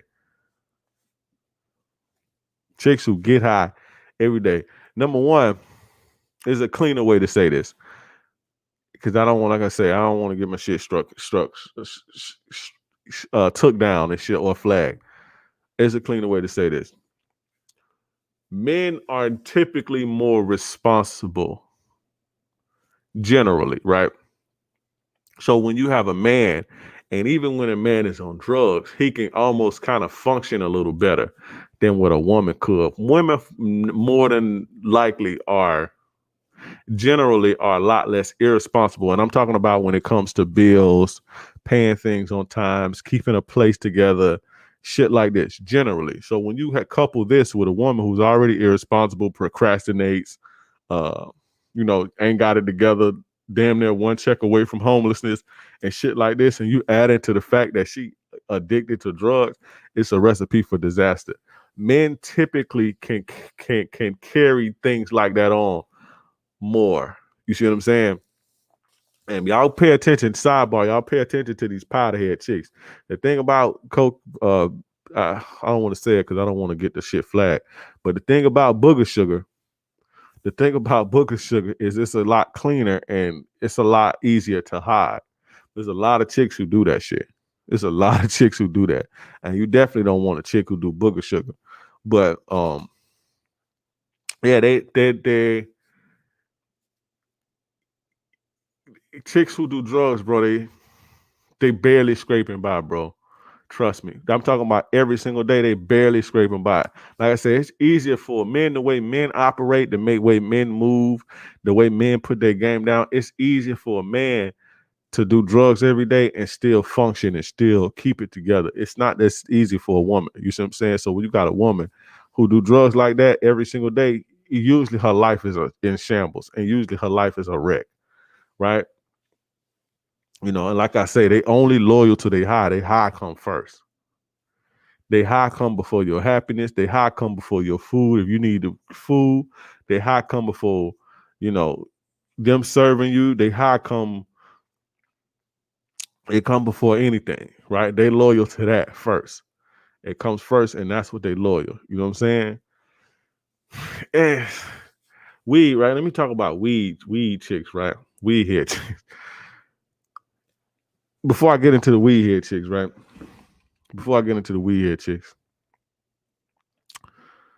Chicks who do drugs, who are junkies, are 99.9% of the time slut bags, thotties. 99.9% of the time. Especially if it's hard drugs. 99, because drugs are hard to it's hard to drugs are expensive, bro. Drugs are expensive. And nowadays you got chicks on Percocet and shit with future heroin addicts, right? Percocet and all these painkillers and these fucking lean and all of this crazy shit.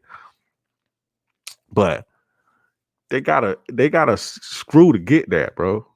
And not only do they have to screw to get that or get the money to get that, see, this is part of the game y'all don't realize or that they don't show you. Not only that, they still dealing with all type of other shit, anxieties and depression and all type of other shit, and wanting attention and being empty. And this shit comes with dick. All of that comes with miles and dudes, attention from dudes and shit. Drug addicts have a whole world of problems, bro. Guys like to play damsel in distress. Guys like to play Captain Save-A-Hole. They think they can fix chicks who do drugs. And, bro, stay away. I'm telling you, bro. Stay away. I don't care how good they seem to have it together. I don't care how it ain't it, bro. And you dealing with a person who ain't even there. Like, you're not even dealing with them. You see what I'm saying? You're dealing with a person who's influenced by something else, right? Who's controlled by something else. And they controlled by a substance. And not only are they controlled by a substance, they controlled by the person who can give them the substance. You don't want to deal with a woman like that. She ain't even in control of herself. You know what I hate? I hate the fact that men hook women to weed. Like, it's so many chicks that smoke weed now. It's just like, oh. Like I say, it's cool. Chicks who do it here and there, that's cool. But chicks who got a weed man and they buy weed out 3 times a day and they smoke when they get up and smoke on their lunch break and smoke when they get home and smoke before they go to bed. Ugh. Chicks like that be dusty, bro.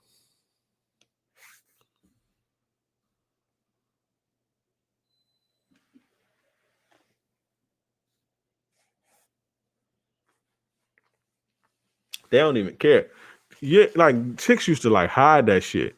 Even when like social media was first becoming a thing, like when it was MySpace and Black Planet and stuff like this, even Facebook before it came, and even Instagram when it first started, chicks wouldn't advertise they smoke weed like that. Chicks who smoke weed, they wouldn't put that shit on it. And now it's just like these hoes talk about how they pop pills and smoke weed. It's just like junkies, bro. Shout out to my weed smoking homies. I have nothing against my weed smoking homies, but y'all gotta stop getting the hoes high, man. Cause we too, like we especially weed, other drugs too, but more so weed. It's just something about weed that makes it takes like a like women don't be as like clean cut when they start smoking weed. When chicks who smoke weed all day every day, they not as clean cut. Like when a dude, that's okay, right? It's okay for not for to be look raggedy, but to be like almost like to be almost like casual and laid back and you know, if I go to the store, right, or if I go out somewhere, I might not be groomed as much, or my hair might not be as groomed. And but women don't look good when they not put together like that. Like when, like they look dusty. If that makes sense. If what I'm saying is making sense, I hope what I'm saying is making sense. Like it's almost looks it's okay and acceptable for a man to not be put together sometimes, or all the times, like to not be put together or to look borderline dusty. It's like not really like it's not like an old thing. You don't think nothing of it. But when a woman is like that and when a woman is not put together, it's just she just looks dustier. And women we make women look dusty to me. Like they stop like caring, like their hair don't be on point, and it's just I don't know. It's just there. Ugh. And I ain't no saint because I done dated women who smoke weed. I done dated weed here. This is how I can know. I dated a chick who did booger sugar and everything. I know, bro. These ain't the type of chicks you want.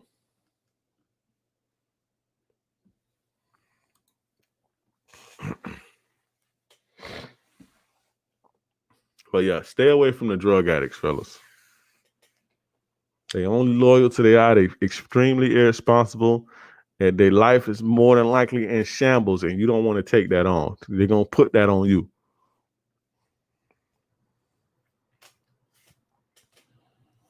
Now, chicks who do booger sugar are absolutely insane, bro, and crazy. Stay away from them. Don't fuck with them. That shit fry your brain, bro. That shit fry your brain.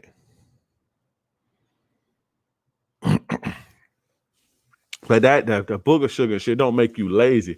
Like weed be making them hoes lazy and shit. And then when they get lazy, they stop with like keeping up with their appearance and shit. Like I say, that's okay for a guy. Like for a guy not to be like, for a guy to be rugged and you see what I'm saying? A guy can still be attractive when he rugged and shit. A woman can't. You see what I'm saying? That shit it just be dusty, bro. But I don't think weed ain't for women. Now that may sound misogynistic, but whatever.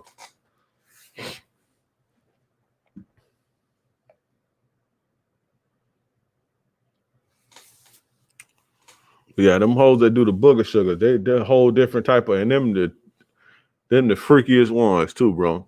Your chick do booger sugar, she more than likely cheating on you. You describing my ex word for word, nothing but facts. It's crazy how everybody like, I got a girl just like that. I'm telling you, speaking facts. I know what I'm talking about, bro. I know exactly what I'm talking about.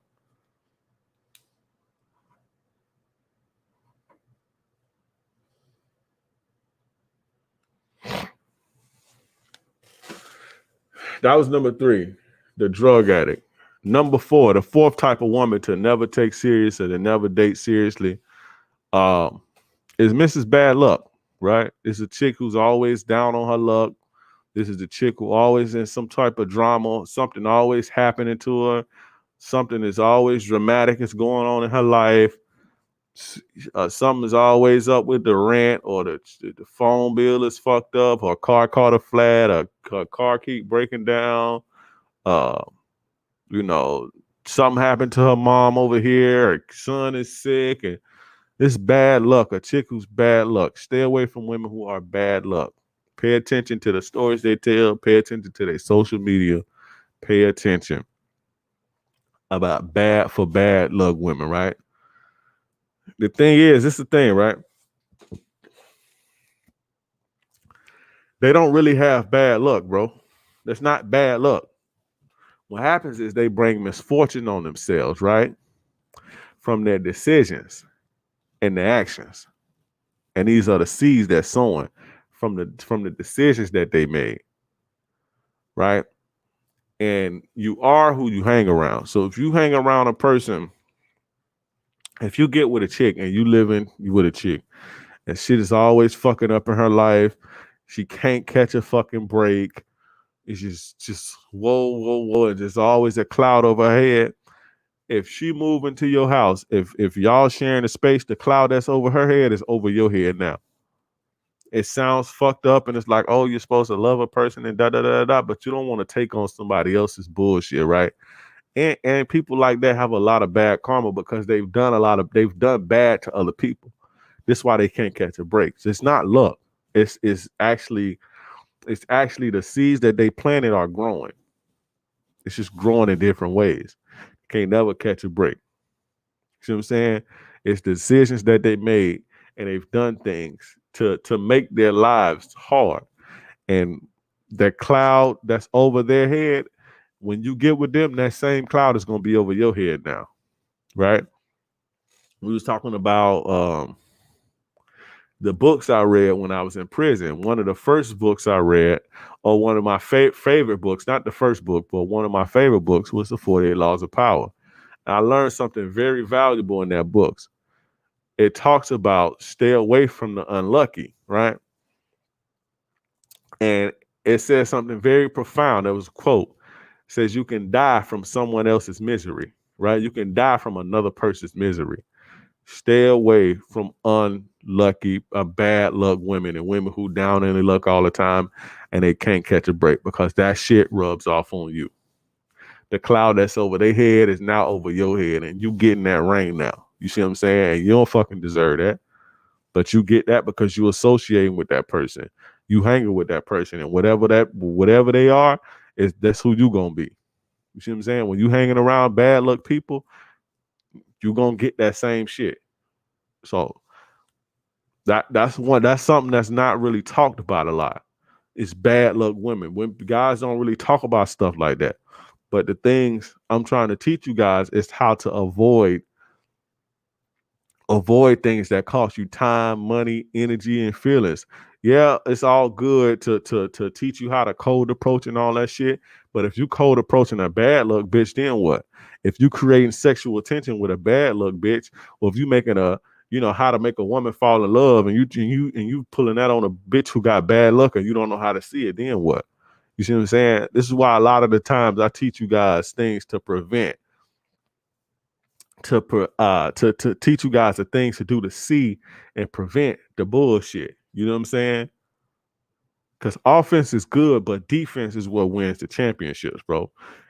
The game is most of the game of life is what you don't do and what you don't get into, who you don't hang around, that party that you didn't go to. You see what I'm saying? The drugs that you didn't take, the dumb excuses that you didn't make. Most of the game, most of the key to life is what you don't fucking do. You see what I'm saying? That's what preserves you, staying away from certain shit. And a lot of the time, like I say, a lot of the things that I talk about is keeping you guys away from the bullshit. I sprinkle in my how-tos and my cold approaches and to make a bitch fall in love and to look at this and look at. But if you notice, the bulk of my shit is how to spot this type of bitch, how to spot that type, because this is the shit that's important. Once you can learn that and learn what not to do, it'll click what to do. You see what I'm saying? So, but yeah, this is something that's not really talked about a lot. It's bad luck women. Stay away from bad luck women, because they gonna bring you down right where they at. you're gonna get their misery. You see what I'm saying? And you can die from another person's misery. And always remember, they don't have bad luck. Ain't nobody just, I don't want to say people ain't dealt bad hands, but as adults, for the most part, we are. The things that happen to us are the things, or the results of the things that we did, the results of our actions. Period. So when you see, you know what I'm saying? And like I said, clouds come over us, right? We all gonna have down times. We all gonna have, rainy days. We all gonna have times that's rough and shit. We all gonna go through hard times. But I'm talking about women who are always, it's always something. Somebody always did something to them. Something always happened to their car.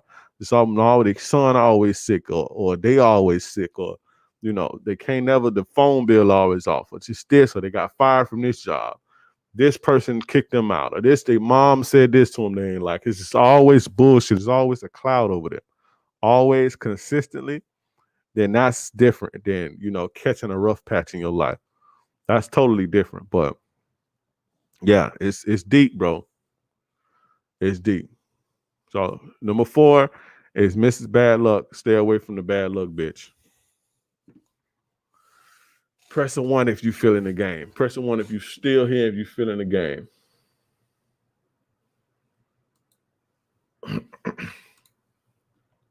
Right, Top. There's always ups and downs, bro. There's always ups and downs. Because you got people who stay down. You got people who stay down and they're always down.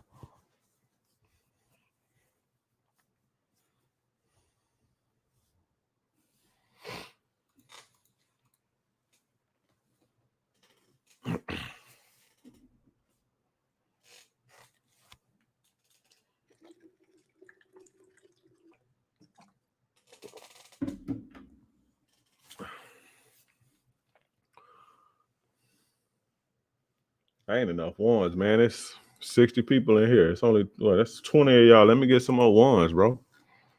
Like a stripper. I'm like the YouTube male stripper. I need some ones, baby. Throw them ones on stage. Appreciate you, Randy Reed. Appreciate you, bro.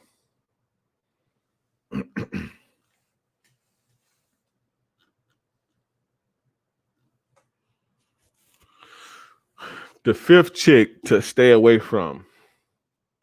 The 5th chick to stay away from is the hood rat. I cannot stand hood rat hoes. Every time I ever dealt with a hood rat hoe, a hood rat, something went wrong, bro. Every time. Something went wrong. Every single time. I can't stand hood rat hoes. Stay away from hood rats, fellas, especially if you got something to lose. Especially if you get money, you got shit to lose. Stay away from them. These are the chicks this is all the drama. These are the chicks who bought the drama. They bought that life and all that other bullshit. They will pull you down right where they at, which is nowhere and nothing. Don't even fuck them. Straight up, because you fuck around and get one of them hoes pregnant. These are hoes that's putting you on child support and playing the bullshit games. I'm not saying that only hood rats do that. Well, this child support shit is crazy, but stay away from it. The baby daddy, the dusty baby daddy who ready to shoot you up and all this old bullshit. You don't want to be dealing with a chick who got nothing to lose, bro. Who got a poor hood mentality. And let me not act like I ain't from the fucking hood, bro. Right? Let me act like my family then. I'm not going to sit here and act like that. Right? I'm not going to sit here and act like I'm better than nobody, right? Because I've come from there. My family it is what it is. You talking about dating hood rat hoes? Nah, bro. That ain't it. They way too masculine for you, right? They way too masculine. The environment makes them masculine. I talked about this on another show. When you're in a state of survival And a lot of times, and I mean it's real survival, like your life depend on the survival, your body does things. Your body does adapts in a way that it keeps you alive. It makes you more alert, which makes you more anxious. It gives you the testosterone that you need so you can have the energy and you can have the muscles and shit you because it's a dangerous environment, right? You're more anxious, you're aware, you're alert, you're more uh, you're more like I said, you're more alert, you're more I can't find a word for it. Fuck it, it'll come to me. But your body gives you these things, right? Because it's keeping you alive. It's your body's way of keeping you alive. Um, you're not as trusting the people. You paying attention a lot more.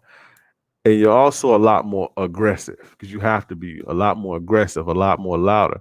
Like if you look at the chick like Love Dorsey, and it's crazy how we adapt to our surroundings. A lot of chicks like from the hood, their voices are a lot deeper. They're a lot more aggressive. The environment did this to them. This is your body surviving. It's crazy when you think about it. Like the chick Love Dorsey, and she's from my way. She's actually from it's what Oakland is to San Francisco. Tampa and St. Pete is like Oakland and San Francisco. It's our Bay Area, right? She from St. Pete. I'm from Tampa. It's right across the way, right? Two cities right next to each other. So it's the same type of people, like it's the same type of vibe. Like I connect with her vibe because the chick, like she is what I grew up around. Like chicks like her is what I grew up around. That Florida, Tampa shit, like that. Shit like a classic Florida Tampa hood rat, right? So I connect with her. I know that, right? But like how aggressive she is, how she be spitting some real shit. Like I love her to death, but the environment, that's her body surviving and adapting to what it is. She's around masculine, hyper masculine, aggressive, violence, all of this shit. So your body adapts to the situation and the environment to survive. This is what you're dealing with when you're dealing with hood rats, right? Let me read it. Yeah, I remember seeing one of your videos where you were telling a story how you got in trouble because of one of these sites. Yeah, man. That was the last time I was like, I'm done with these hoes, bro. I ain't fucking with these hoes no more. These hoes that set you up to get robbed and all type of shit. When you hear stories about guys getting set up and get robbed and shit like that, these hood rat hoes doing shit like this. A chick who go to work every day, who got a career and got a good job and got kids to feed and shit like that, she not finna be setting you up and calling some nigga to rob you in her house and shit like that. Hood rats do shit like this. You see what I'm saying? But anyway, it's your environment, bro. So this is what you dealing with, right? It's overly masculine, overly aggressive, and they ain't got shit to lose, right? And it's just always drama. That environment is nothing but drama, nothing but chaos, nothing but swindling and scamming and shit. And it's cool. Not that it's cool, but I'm not bad. I'm not acting like I'm better than nobody, bro, because I come from that shit. You see what I'm saying? Straight up. But we talking about dating and shit like that. Yeah, just like I'm pretty sure if a female was giving some real game to ladies, like some real advice to ladies, they would tell them stay away from street niggas. Stay away from niggas like that. I would advise a chick to stay away from street niggas. Just because of the type of people that you even have to even be in the street. Stay away from them. And that shit trickle into relationships. I would tell a female the same thing on the other foot. You see what I'm saying? So it's not that I'm looking down on or like I'm better than nobody, right? I mean, I don't know, I'm better than all these hoes. But you get what I'm saying. But stay away from hood rats, fellas.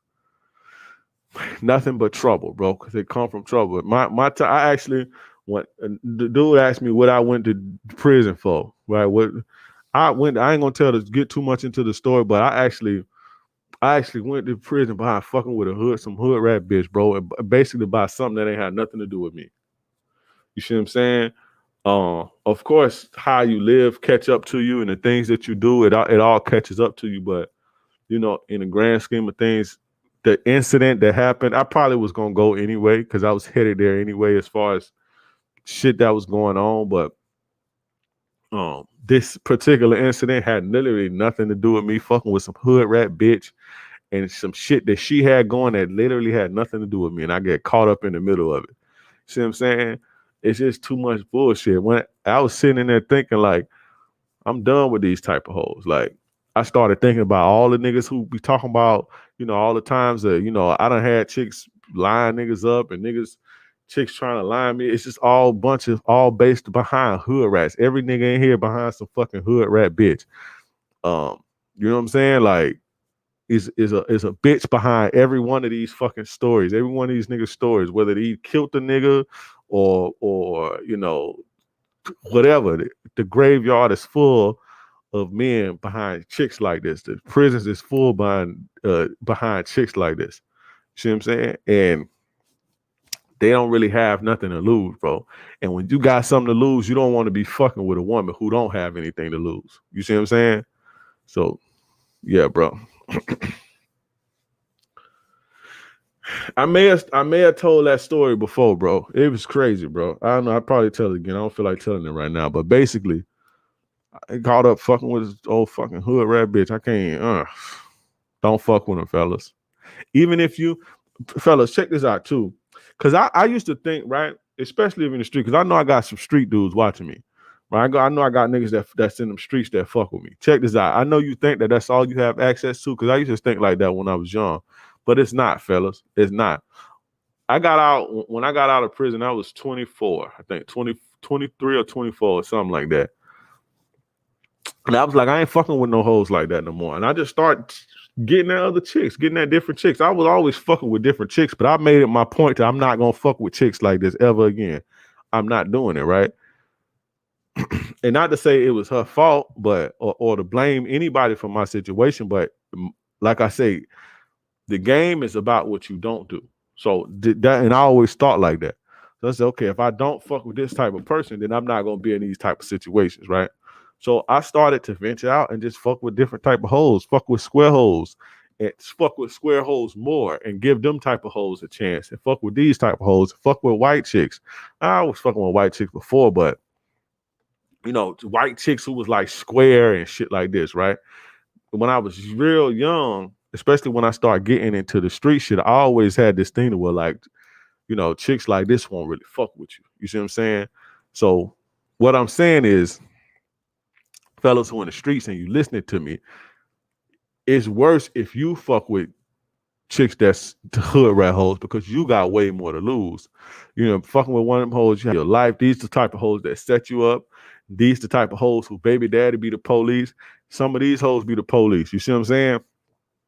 These hoes, some of these, it's crazy, right? I don't get too much in the street shit, but a lot of these hoes, they been on the police, been on kick their doors in and caught their baby daddy with drugs and shit and want to take them to jail, and got the police working for them. I mean, they got them working for the police so they don't go to jail behind what their baby daddy done did and all type of shit. You see what I'm saying? It's just all type of bullshit if you're in the streets and you dealing with hood rat hoes. These type of hoes that bring you down. They gossiping and telling all your fucking business. Not everybody all in your business. Not everybody know what you driving, what you doing and how you doing it. Now you got wolves on you.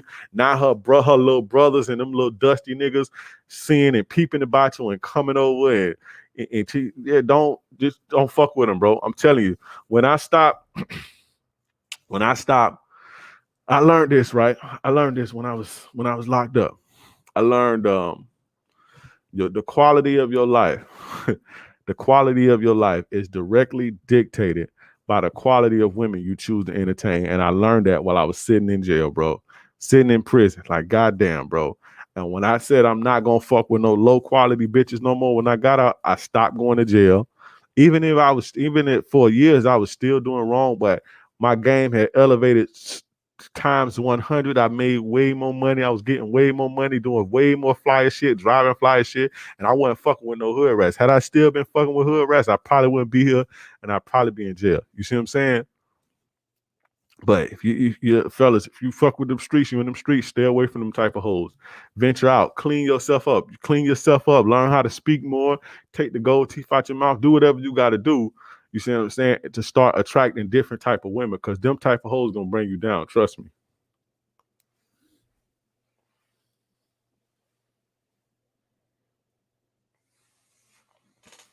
Feel what I'm saying? Especially my street dudes. Stay away from them hood rats, bro. They no good for you, bro.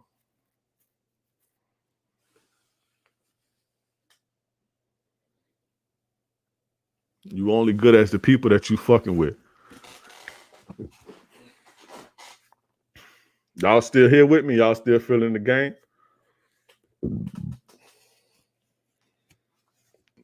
Let me try this. Everybody type in no hood rats.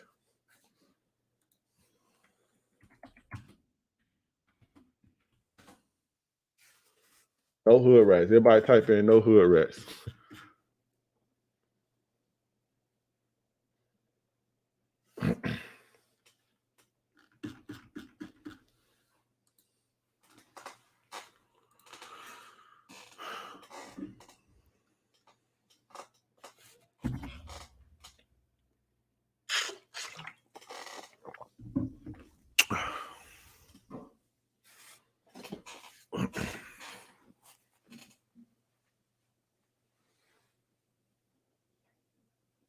Hey, what you say happened, TOP? I lost your comment. What happened to you, bro?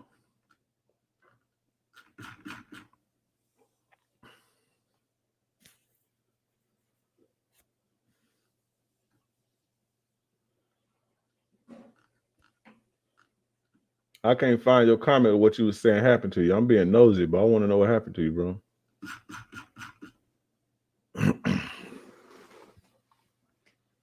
This motherfucker put no hood arrest. Bro. Y'all Indian niggas crazy. Y'all have hood rats in other countries? All my guys in like Africa and shit, do y'all have an element?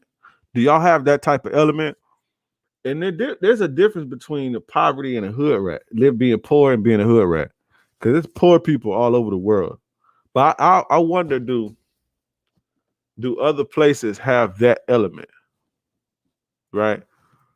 Like, do they have the hood rat? Like how they have the I'm guessing they probably do. Some of you niggas in y'all other countries don't even know what I'm talking about. Hood rat. You gotta be from America to understand.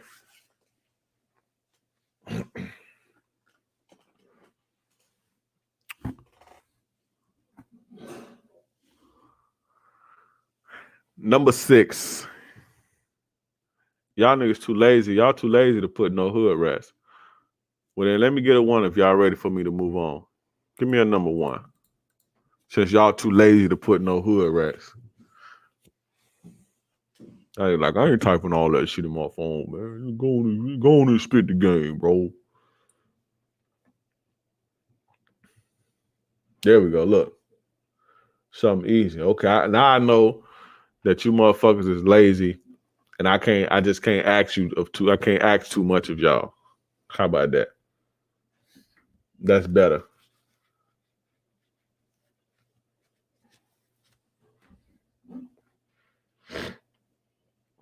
I know I can't ask too much of y'all.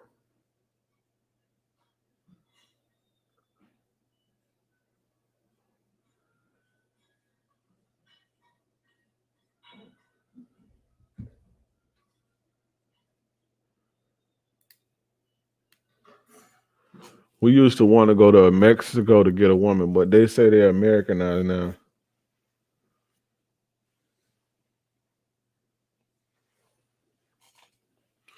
All right, number 6. The 6th type of woman to stay away from.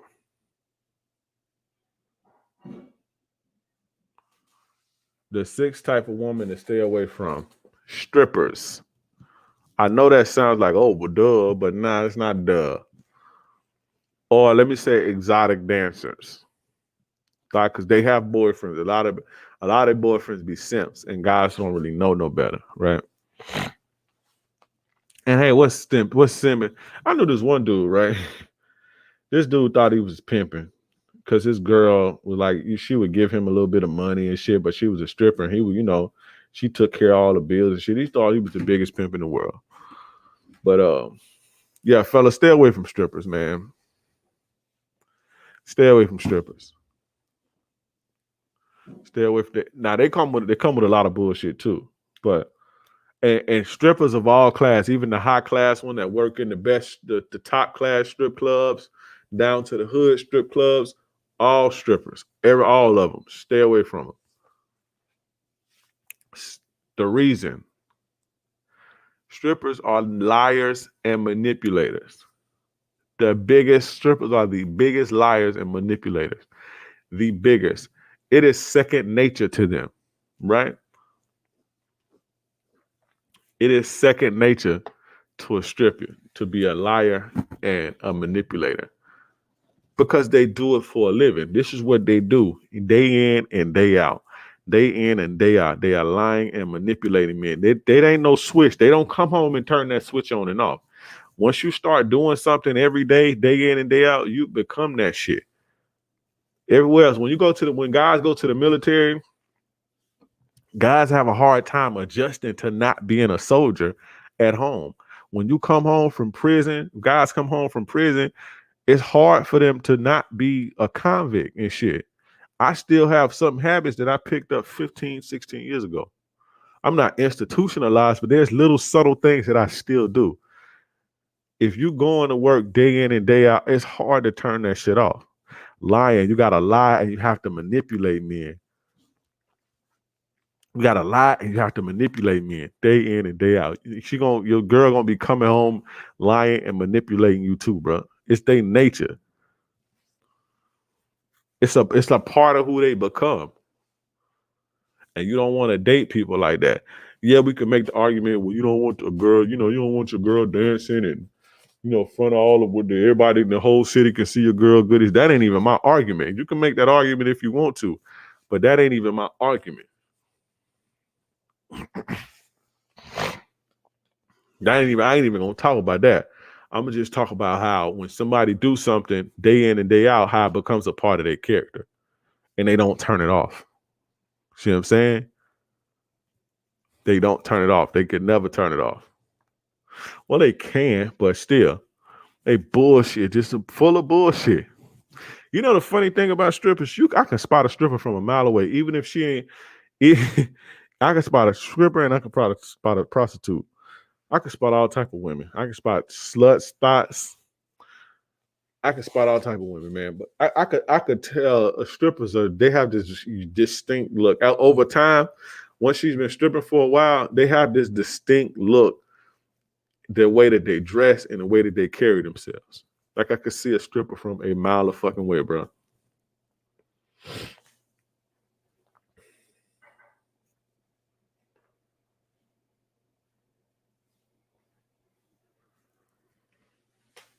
But the main thing is them being like they have a lying, almost a scandalous, it's part of their character to be manipulative and deceitful and soft. And they treat you good though. They know how to treat you good. They know how to be soft. They know how to, but it's all manipulation, bro. Anybody who ever dealt with a stripper know exactly what I'm talking about.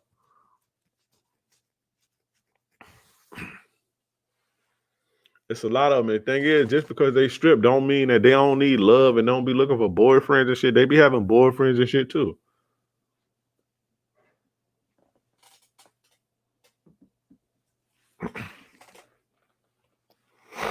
Here's another point. There's a lot of guys don't understand too. If you got a stripper girlfriend, they are getting offers for money all day, every day. Listen to me, man. If you think if you think your girl ain't turning a trick or two, if you think she ain't busting a lick or two, you're a goddamn fool. Especially in these clubs, especially in these clubs with these breads at. I'm telling you, because my homies used to go to strip clubs. We used to be from Miami to Atlanta, all type of shit. And your boy ain't no trick. Never been. I always been gang. I ain't never been no trick.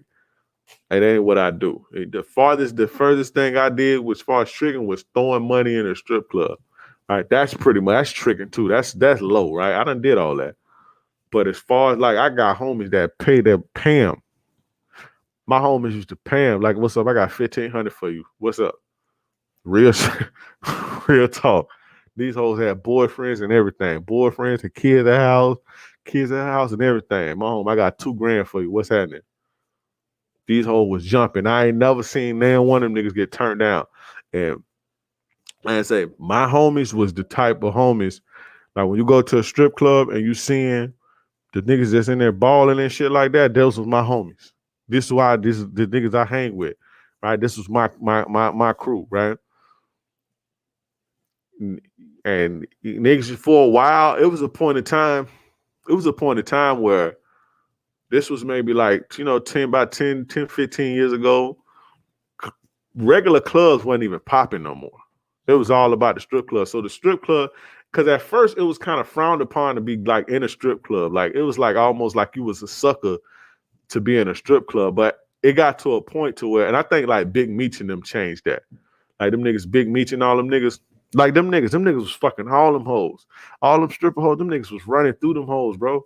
But it was like you was looked at like before all of this little era, you was looked at like and my older guys who hip and know what's up, and like from that shit, they know what I'm talking about. You was almost looked at like a damn near like you was a trick, like you was a nigga that you was looked at just like the guy who pulled up in his car in glasses and paying $40 for a blowjob if you was in a strip club back in the day. But at a certain point, I think with rap music and like I said, I want to say Big Meech, them niggas like single-handedly changed that, and it started to become more of like, it started to get to a point to where like regular clubs weren't even popping, and then like even like like hoes was like the chicks was going to strip clubs. You see what I'm saying? Like the strip club was like the club. I think it's still like that.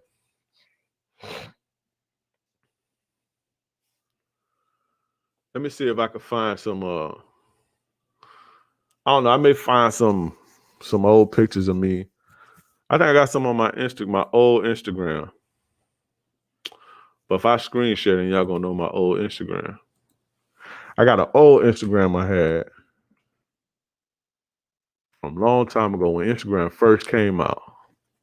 I don't know anyway, but anyway, the strip club was like the club now. Like hoes go to like shit, the women go to strip clubs and shit. You see what I'm saying? Like when they say T-Pain popularized I'm in love with stripping music.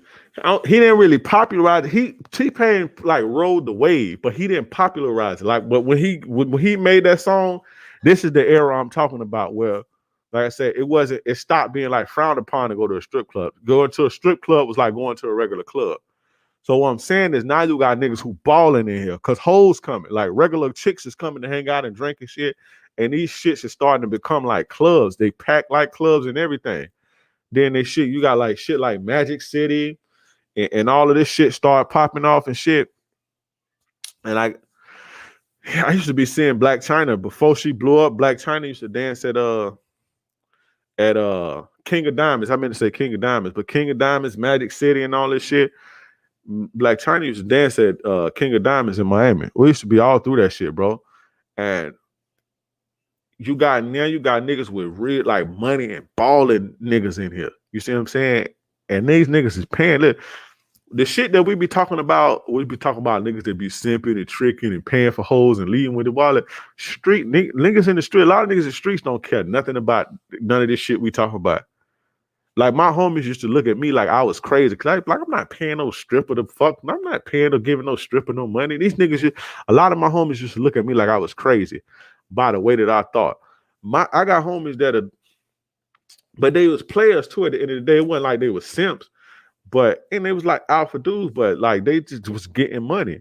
Like a lot of my homies didn't have a problem with getting a bitch. They be fucking with a bitch, even if she got a boyfriend, breaking a bitch off, getting a bitch $300-$400. Them niggas didn't give a fuck about none of that. You see what I'm saying? We teach you guys, don't do that because you shouldn't do that. But niggas in the streets don't care about that. Niggas in the streets that got money, they'll pay a bitch $1,500, $2,000 to smash and shit. They ain't care about that.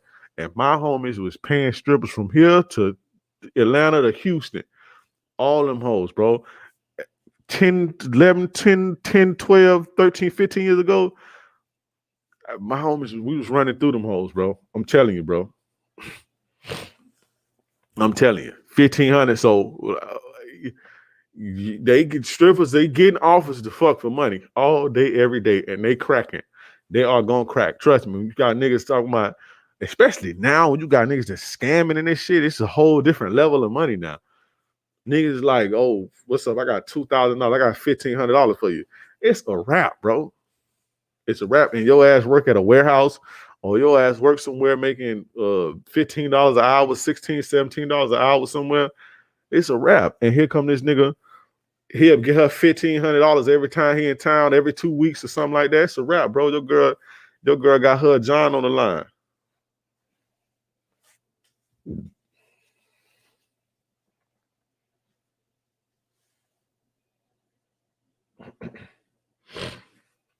Yeah, that was my thing, bro. That was my thing. See, I used to study like pimp shit. Like I used to study like pimp shit when I was a little kid. I used to read like pimp books, and I always knew, and my dad used to teach me this. I always knew that if you want to get a woman, especially a chick, a hustling chick, or a chick that's in the streets, a chick that's a prostitute, or a chick that's a stripper, if you want to get her, you never give her no money. So I always knew that. But this the thing, like, if I got a homie, right? Like one of my closest homies, one of my main homies, this nigga the biggest trick in the world. He don't even care. He don't give a fuck about what you talking about. He don't care about none of that. I done seen, we'd have been in the mall together, right? We're in the mall. I got a chick. He got his chick or whatever. But he lead with his wallet. So chicks, like the type of chicks he fuck with, like he fuck with like real deal gold diggers, like real deal. Like he fuck with his chicks be like real deal gold diggers, bro. They be like for real, for real. And I literally seen him, the chick trying was like, oh, if you like me, then get me a pair of shoes. My bitch like that a bitch fucking with me would never say nothing to me like that. Ever. Say ever, because I don't play like that. But he bought the chick a pair of red bottoms in the right there. Bought her a pair of $1,000 red bottoms. He knew this bitch for like a few weeks already. He was hitting her, but still, you see what I'm saying? Now, if I'm trying to tell him, hey, bro, don't do that, he ain't trying to hear that shit because what he doing work for him. He getting hoes, he getting money, he living. He don't give a fuck about what I'm talking about. You see what I'm saying? Because what he doing is working for him. Now, this ain't gonna work, but we talk about people with money. When you got money, you can do a lot more shit if you're not no sucker. Because he wasn't no sucker. You see what I'm saying? He still was, I don't want to say player because you tricking, but he still had a player's mentality. He still like, fuck them hoes. These hoes ain't shit, blah, blah, blah, blah, blah. And that shit that we be talking. But this nigga, this nigga was a trick, bro. And this was my homie. Like, man, we ride or die day one, like every day. Biggest trick in the world, bro. This nigga, I done seen him stripper, but I like her. Oh, what's up? I got 1,500. I got $2,000 for you. What's up? All right, hit me when you're done. When you leave here, hit me. She hit him 5, 6 in the morning. When she count up, go through, he bust it out 10, 15 minutes, $2,000. He on to the next one, right? But yeah, bro. That's crazy. But niggas like that, they don't give a fuck about the shit we be talking about. Because what they doing working for them, and they don't care about that money. If you made 40 G's this week, right? If they say you made $40,000 this week. This week you had a good week, you made $40,000. You don't give a fuck about giving a chick $150 or $200 for her hair. You don't even care about that. Like that ain't even nothing to you. You see what I'm saying? That ain't nothing to you. And you've been doing this for the last 5, 10 years, and you up like a motherfucker. You don't give a fuck about giving a chick 10, 20, $200, $300. I done had a chick, I got a homeboy, right? He done bought hoes, TVs, mattresses, all type of shit. Like he fuck with a chick, he fixed their cribs up for him and all type of shit. And to him, he ain't doing nothing wrong. He look like to him, he feel like he giving back. We look at it like, oh, you a trick.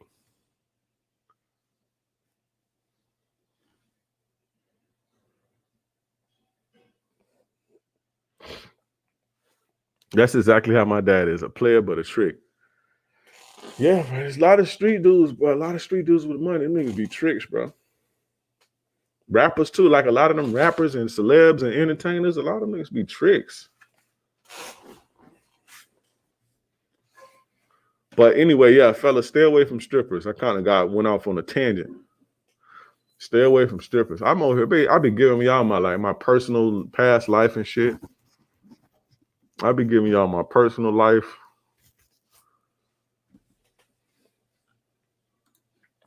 A player but a trick. Nelly Nell. It's funny. That's funny. It don't even sound right, but I understand exactly what I understand exactly what he said. When you've been in this space for so long, that don't even sound right. It don't. But I'm telling you, I understand exactly what he said. Cause I damn near was saying it. Like my homie, like he ain't no bitch, he ain't no buster. To me, he a player, but he a trick. But in this space and what we used to now, this shit don't even sound right. You see what I'm saying? Like Big Meech, right? If anybody know Big Meech, you can't tell me Big Meech wasn't no player. Big Meech was an old school player, but Big Meech, in theory, Big Meech was a trick. Big Meech from BMF Big Meech. Them niggas used to talk about how they would put chicks through college and all type of shit. Them niggas was multi-millionaires, gazillionaires, bro. They didn't give a fuck about buying a chick a $15,000 Honda or a $20,000 car. But them was player niggas, but they was tricks at the same time. It's just a different type of thing, bro. That shit, it sounds crazy. It sounds crazy, but what my man Gavin at? It sounds crazy, but I understand exactly where he coming from. Now, y'all, us regular niggas, y'all regular dudes, regular guys, y'all can't be players and tricks. It don't work like that. It don't work like that. Because, bro, Top, this is what they used to say. The BMF niggas used to say, we put hoes through school, all type of shit. But at the end of the day, they're like, well, shit, what else we gonna do with the money? We can't take the shit with us. We know where we going. We can't take that shit with us. But that's just how niggas in the streets think. Niggas with money in the streets, this is how they think. It's a part of the game. You know, because a lot of dudes weren't raised. Like, I don't know, I got into different shit and I was taught different. I was taught not to do that. You see what I'm saying? Bro, I didn't start going, I think I told this story too. I didn't start going on dates. I didn't start going on like paying for dinner dates, bro, until my mid-20s. This is a real shit. My mid-20s, bro.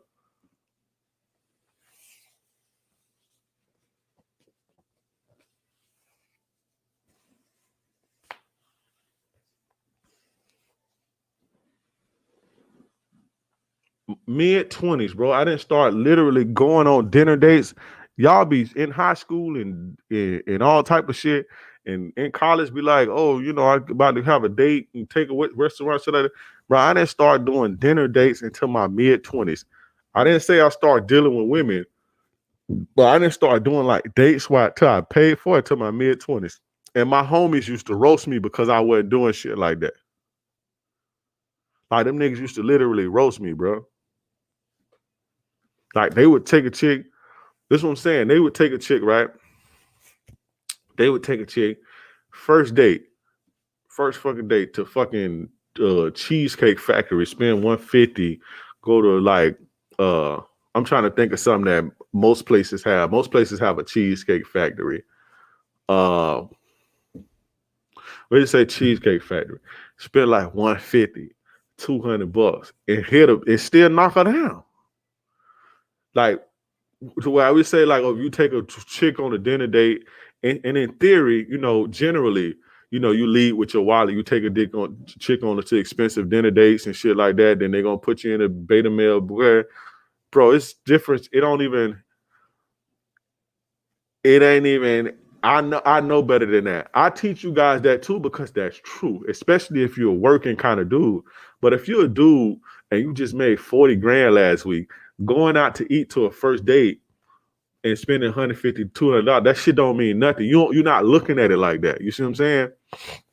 And the chick that's fucking with you ain't really too much looking at it like that, unless you trying to like go overly impress her and order bottles and shit like that. But them niggas would roast me because I wasn't doing shit like that. Like they used to be like, bro, you act like you fucking po, like, like, bro, you can't have a po mind forever. They used to tell me because I wasn't like that. You know what I'm saying? I used to be like, y'all niggas take hoes out to eat. Them niggas be like, you don't take your hoes out to eat. I'd be like, no, like, bro, you can't act like you po no more, bro. You not po. Like, you see what I'm saying? They used to literally roast me. So like I didn't start doing like dates like that until like my mid-20s. And they like influenced me to do that. You see what I'm saying? But I was like, let me try this shit. Let me see what's up. You know what I'm saying?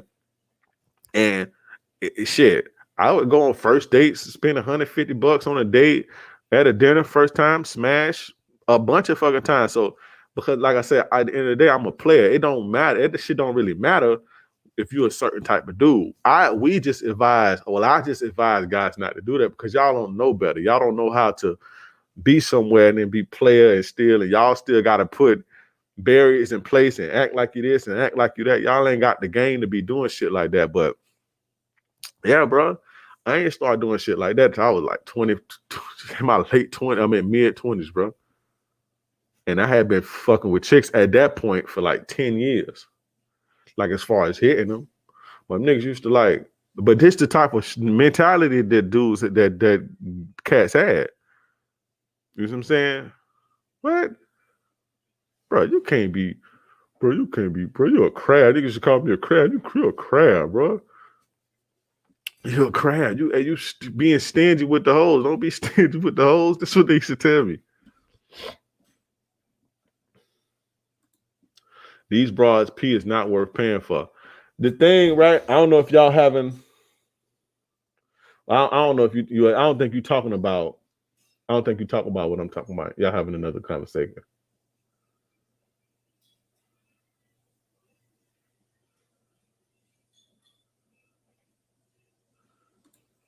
The way I see it is time is money. If I can get a baddie by tricking versus having to spend days going out and trying to score an average female, I'd rather trick to get a 10. And that's the thing, too. A lot of people see it like that's a lot of the guys' mentality, but I always knew that was a flawed mentality because if you're not, unless you fucking with, and when I say tricking, I'm not talking about like dealing with chicks who like straight prostitutes, because you got the chicks who prostitutes, who like that's what they do. They prostitute all day, every day. But then you got the nurse who you met at the club, who fine as fucking you off her 150, 200. She not necessarily a prostitute because this ain't what she do for a living. Right? At the end of the day, you still got to have some type of relationship with that type of bitch. Even if you get her $200, you still gonna be fucking with her.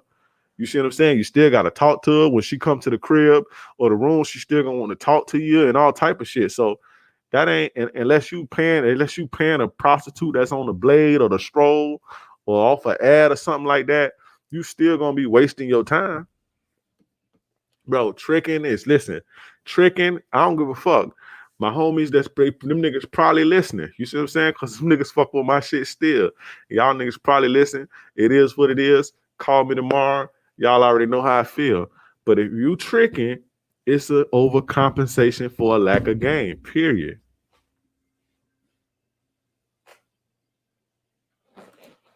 When you spend money tricking, you spending time to trick, plus money, plus the time attached to the money itself. Exactly, TOP. That's a flawed mentality. It's just an overcompensation. See, the thing is, just because you got money or just because you're in the streets or just because you're an athlete or a baller or whatever, just because you like that don't mean you don't have insecurities. Niggas have insecurities too. Street people have insecurities. Rich people have insecurities. People with money have insecurities. And just because you got money and you dress good and you got an abundance mindset don't mean that you got game. You see what I'm saying? And a lot of the times, cats like this, they come from the hood. They got the energy. They got the swag. They got the confidence. They got it all. They just don't have the game. They just don't have the ism. You see what I'm saying? Having an alpha male energy, having an abundance mindset, having money, being successful don't mean that you have game. don't mean that you can close a deal. Don't mean that you could sell. You see what I'm saying? And this is the case that you see with a lot of guys and a lot of street dudes. They don't have no game. That don't mean that they suckers. That don't mean that they bitches. That don't mean that they beta males. They just don't have the ism, the game. You see what I'm saying? They believe that, okay, I got to take a bitch out to eat and blah, blah, blah to get her attention. You see what I'm saying? But that don't make, I guess that's what I mean when I say they tricks, but they players too at the end of the day, because it's not like they suckers. You can't get over on them. You're not going to bitch them. Bitch ain't going to take advantage of them or none of that shit, but they just don't have that playerism in them. You see what I'm saying? Spending time on the female costs less than tricking. And the thing is, at the end of the day, it's you get something out of spending time with the chick anyway. The same validation. It's I don't know. It's crazy. The mentality is just flawed. It's just a flawed mentality.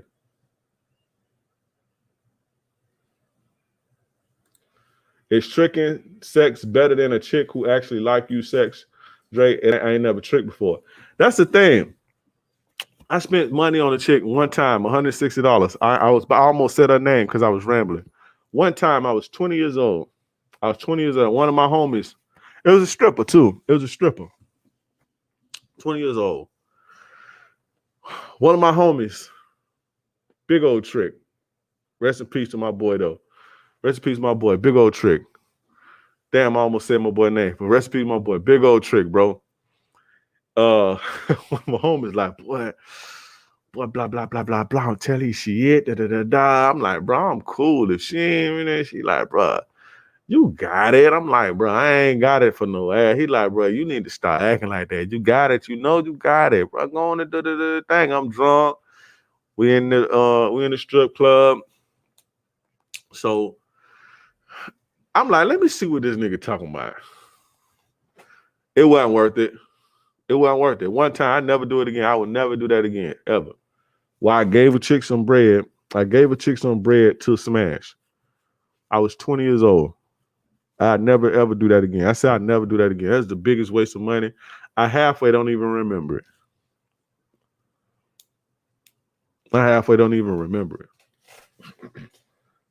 But let me see. I feel like a lot of these rappers don't have any game. They don't have game. A lot of them don't, especially nowadays. This is why they in all type of bullshit. They getting strippers pregnant and wifing up all type of crazy hoes and letting chicks like Selena Powell run circles around them and all type. They ain't got no game.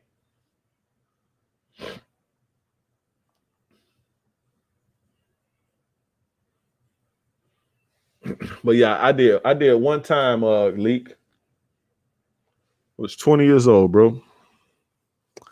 Never again. Wasn't worth it. Chick was fine, but and somebody mentioned like the raw sexual attraction thing. I ain't really always cared. Like niggas don't really care about that. The thing be, I'm getting me. That's all it really be mattering. Like I don't really like. I used to be so self-absorbed, and I am in a way still. But I used to be so self-absorbed and so selfish. I didn't give a fuck if you was sexually attracted to me or not. I fucked. I don't give a fuck. I don't care if you got yours. I don't care if you liked me like that. I don't care. I knocked you down anyway. I got me a notch. On to the next one. That's how niggas be thinking. That's how, cause I used to think like that. You know, of course,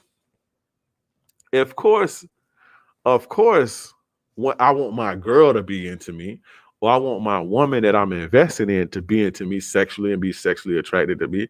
But just like regular hoes that you meet at a club and you just knock them down, or you know, I don't care if they like me or not. I mean, like me sexually. I don't care if they only want my money or they only sleeping with me because I got status. Or I don't care about that. Well, she ain't really attracted to you. Niggas don't care about that. If they just hold you just hitting, nobody care about that, bro. I don't even care if you, or I don't care if you come or not. I don't care about none of that. Bitch, I don't give a fuck. As long as I get me, we good. I'm going up out of here. You ain't gotta open your eyes. All you gotta do is bend over. You ain't gotta moan. You gotta do nothing. I don't care about that. But see, the thing is, you can't. And I hate that I'm talking about this because I don't want to influence a lot of guys that's listening and think that you should look at it like that too.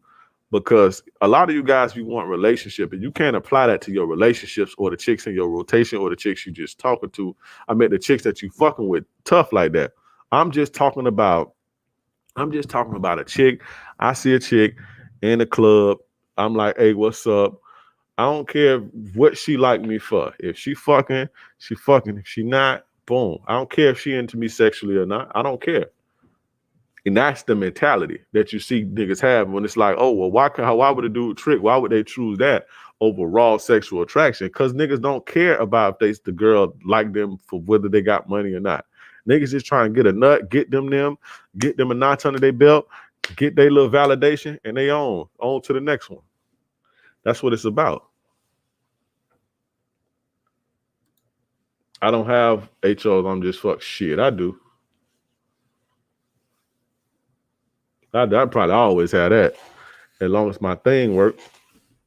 I ain't trying to get attachments and be cool with everybody. Nah, I could.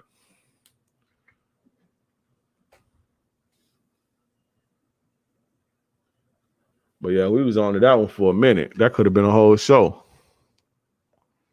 But yeah, fellas, because I got to go and get up out of here in a second. But number 6 was strippers. And that whole tangent if you just not coming in, that whole tangent was about strippers, and I went all over the world.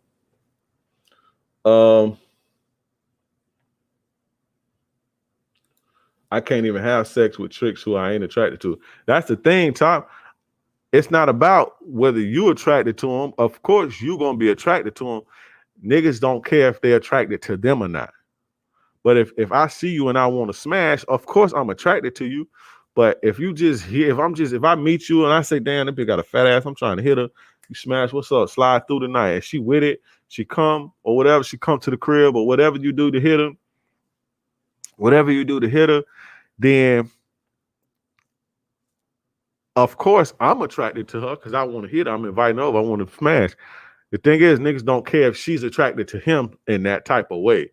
Whether she see him as a beta male, whether she see him as a trick, whether she see him as just a nigga with status or she trying to come up or whatever. I don't care about none of that. Bend over. This how I used to think.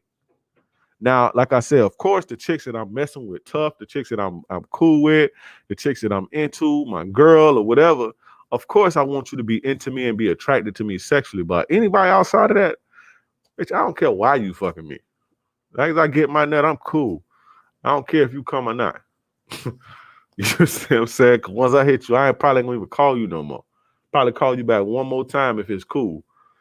If it's super good. If it's not, it's a wrap. Once I get my notch, I'm out of there, baby. So this how it is. You got niggas that's out here running around like that. I don't give a fuck about none of that. What's up, Brad? Shout out to This Is Not Alex. Thank you for the $5 super chat. I appreciate you, bro.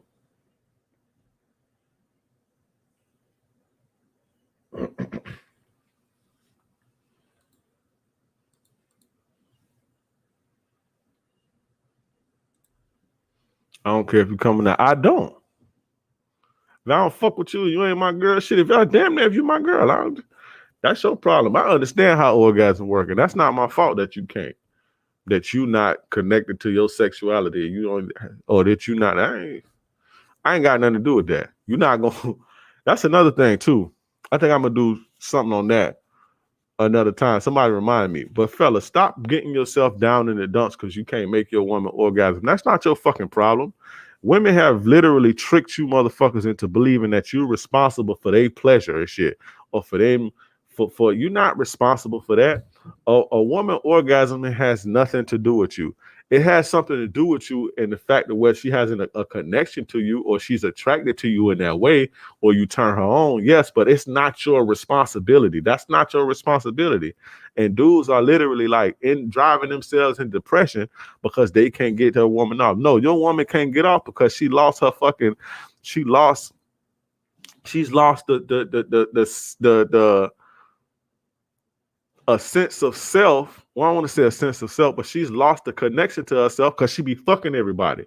So she lost the emotional part of sex. That ain't your fucking problem. That's why you can't get your girl off. Because the miles on her took the emotional part of sex away from her. You see what I'm saying? And the same way you have to be aroused for you to orgasm, a woman has to be aroused for her to orgasm too. And if that's not your fault because she chooses to get with you and she's not aroused, or she can't be aroused because she's done this shit with so many people that the switch can't even cut on no more. That ain't your fault. That's not your problem, and that's not your responsibility. Stop beating yourself up with it. So when I said that, I mean that. I don't care. Now, I know how to do my thing, right? I know how to do my thing. I know how to do what I'm doing, right? I know how to, I could take them there. If she into me, I could take them there, right? I can make it pop off. I can make it do what it do. I can make them come, right? But that ain't. I'm not. Trust and believe me. When I smash a chick, that's not what I'm trying to do. I don't even care about that. If you do, you do. If you don't, you don't. That is not on me. I'm not gonna feel bad. That's not my fucking responsibility. It's not. You can call me a selfish lover. You can call me whatever you want to call me. It's easy for you.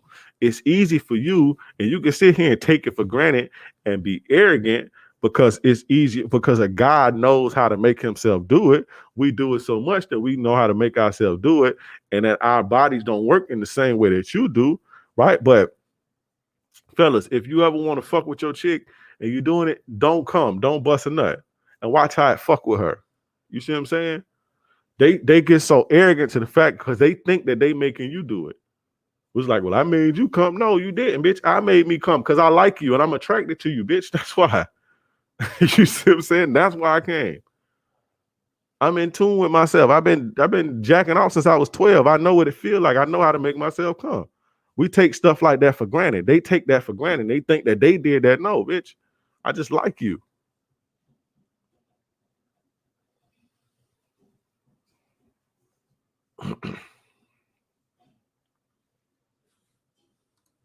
But Dre, women normally take long. No, that's not true, bro. Shit, some men take longer.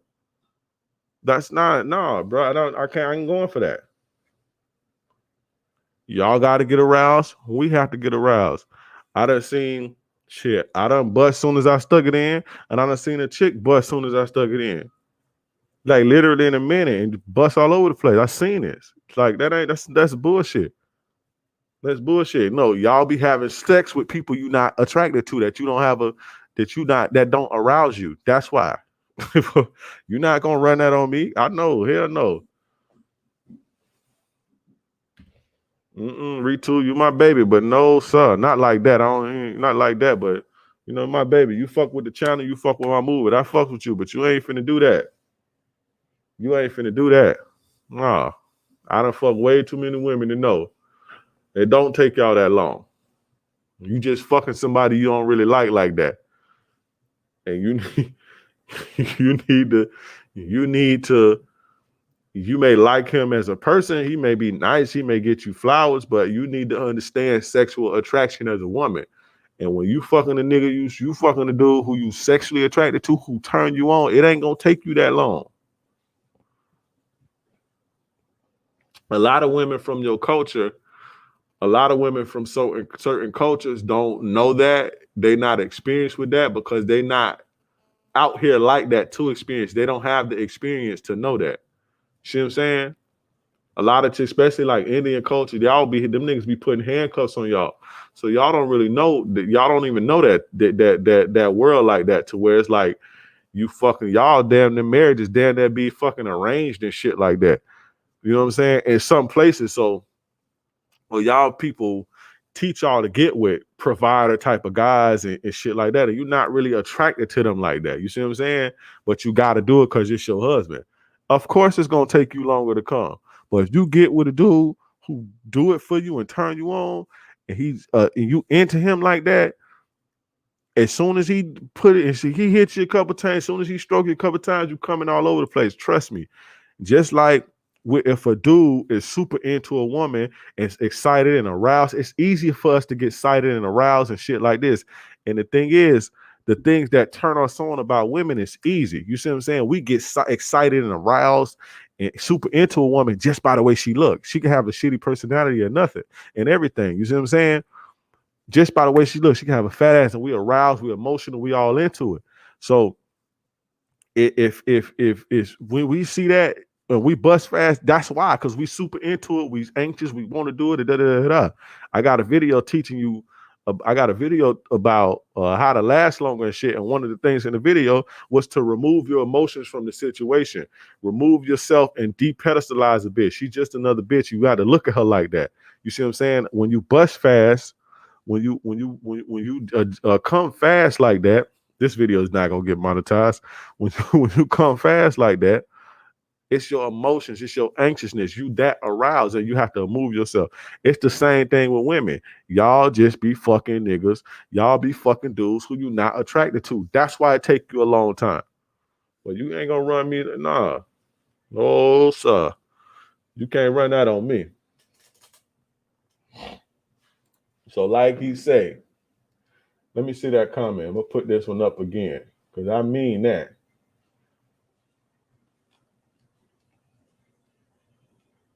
Oh shit! Shout out to the M Key for the $5 super chat. I appreciate you, bro. Yeah, shout out to TOP, bro, for that. Like I said, I don't care if you coming out. It's not my problem.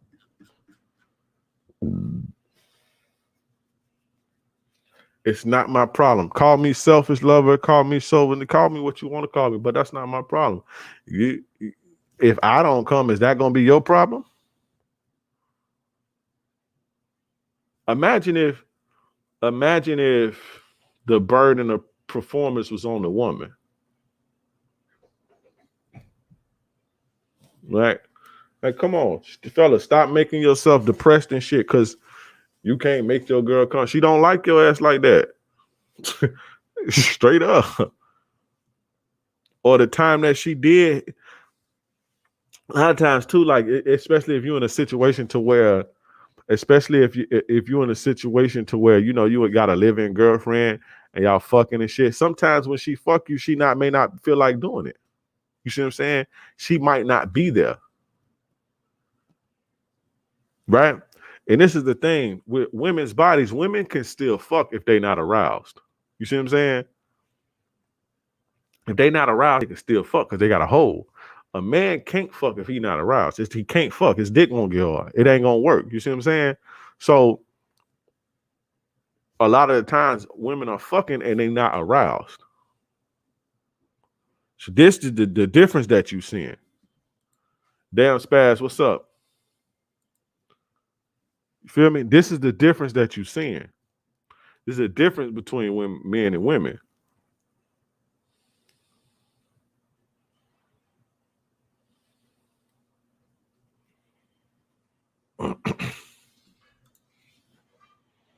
I understand what you're saying. It takes a sexual chemistry and connection. Everything goes smooth. And it's true. Sex is taboo in my culture. Yeah. So yeah, y'all having sex with dudes that you don't even like that. So yeah, now you gotta work yourself into you feel like you gotta trick yourself and work yourself into arousal. But I'm telling you, I done fucked enough to know. It don't take long for a woman to come. The same way if it take you 2-3 minutes, if that woman like you like that, it'll take her 2-3 minutes.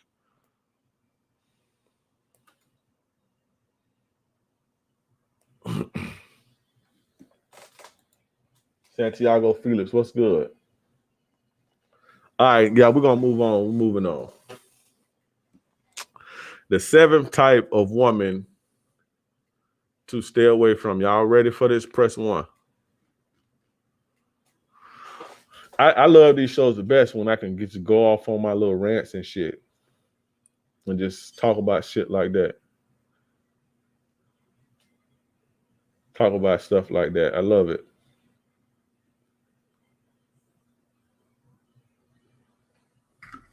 Press 1 if y'all ready. Y'all ready for the 7th type of woman.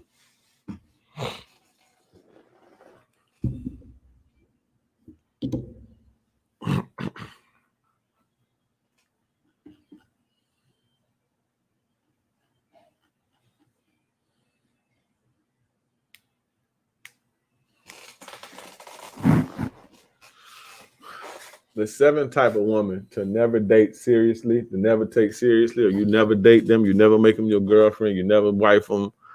The 7th type of woman is cougars. Cougar coochie. Cougars. Y'all don't like that one, huh?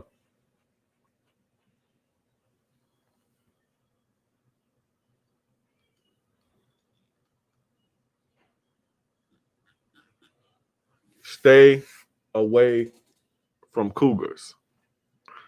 Cougars are pretty much everything, are pretty much every red flag, right? They are all a red flag. It's like the boss of the red flags. Just think about it, right? Once they go, oh, I thought men like cougars. I'll unpack that in a second. I'll unpack that in a second. Cougars are like the boss of red flags, the boss of all of the ain't shit holes and all of the chicks that you stay away from, all of the problematic, all of the chicks with the baggage. They are like the boss. Like once you get through all the raggedy chicks in your life and all of the chicks who stress you out and shit, then you get the cougar, right? You get to the boss level. So this is all this chick, the chick that you see, the chick that you see at 23 or 24 with all this baggage and that's problems, she bad luck, got all this bullshit going on, can't keep a man, be cheating and all type of shit. The cougar is that bitch with season on her. So you see her at 25, she's fucking manipulative and all type of shit. Now, manipulative and doing all type of bullshit. Now imagine when she's 40 and she got game and she's calculating with it, right? And she's more refined.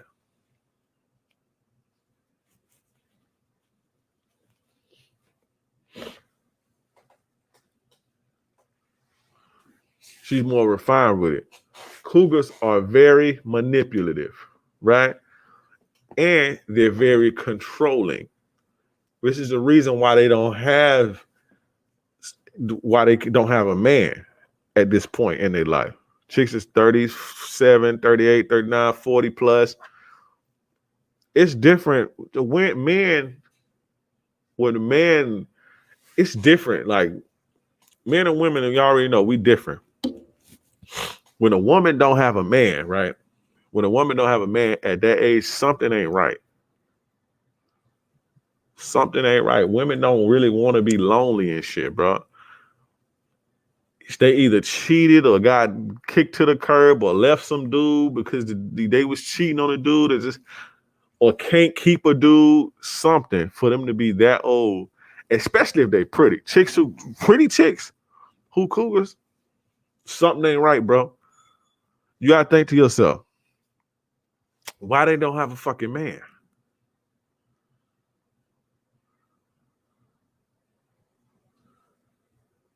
Why don't they have a man? Think about this. They very manipulative, bro. And the thing is, dudes that they age, y'all hear it in the manosphere. Y'all hear it with guys like us. We don't want them washed up ass chicks. Why? Because they have so much baggage. They have so many problems. They controlling. They manipulative. We don't want them. So guess what they do? They date down.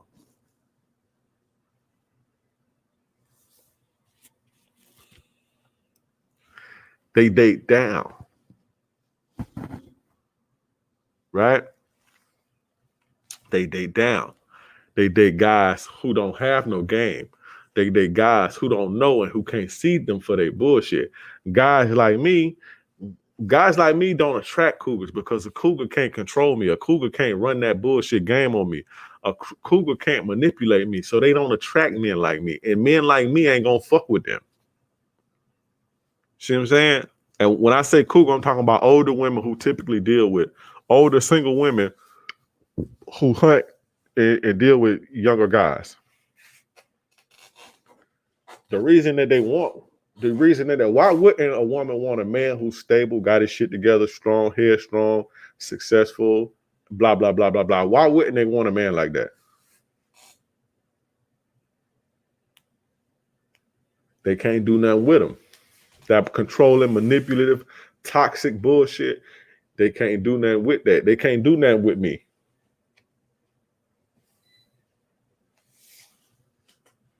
They can't do nothing with me, so they got to date the younger guys who may not have his financial situation together, don't have game and shit like this, and then they could, be like an opportunity to the young dude. This is just a trap, bro. It's a trap, right? That's a trap. That's a bait. That's bait. She'll buy you a coat every now and then, buy you a watch, take you out to eat. She taking you out to eat, let you drive a nice car and shit like that. You see what I'm saying? Putting that old washed up seasoning on you. You know what I'm saying? And it ain't that her sex is just a bomb. She just know how to act like she into you. You see what I'm saying? That's the thing, right? And that's just what I was gonna get to a retweet, but I'll talk about it in a second. But yeah, it ain't that they just their sex is just the bomb, it's just blah blah blah, it's just so good. No, they just know how to act like they like you. And you niggas not used to fucking chicks that really like you. See what I'm saying? You're not really used to fucking chicks. Y'all used to fucking chicks like how Ritu is, and they don't really like you like that. And it take them a long time to come and shit like that. Two cougars, they know how they in touch with their sexuality. They know how to act like they like you. They know how to turn themselves on and make themselves come and all that shit. You see what I'm saying? They fuck you like they like you and they hook you like that. But it don't mean that it's better than a chick who's 40. Listen, a chick who's 24 and 25 and a chick who 40, it ain't nothing different between the way that they fuck. That's nothing. The chick who 40 know the same tricks that the chick who 23 and 24 years, especially with the 24 years. A chick who 24 has hella sexual experience, bro. And probably done dealt with a player who done taught her some shit or two. So it ain't nothing different, bro. Trust me. You see what I'm saying? So it's they do this to you. They put this good, quote unquote, good sex on you. And they look like a come up to you and they hook you. You see what I'm saying? And they run you around the ringer and they take your energy and they take your whole soul. You see what I'm saying?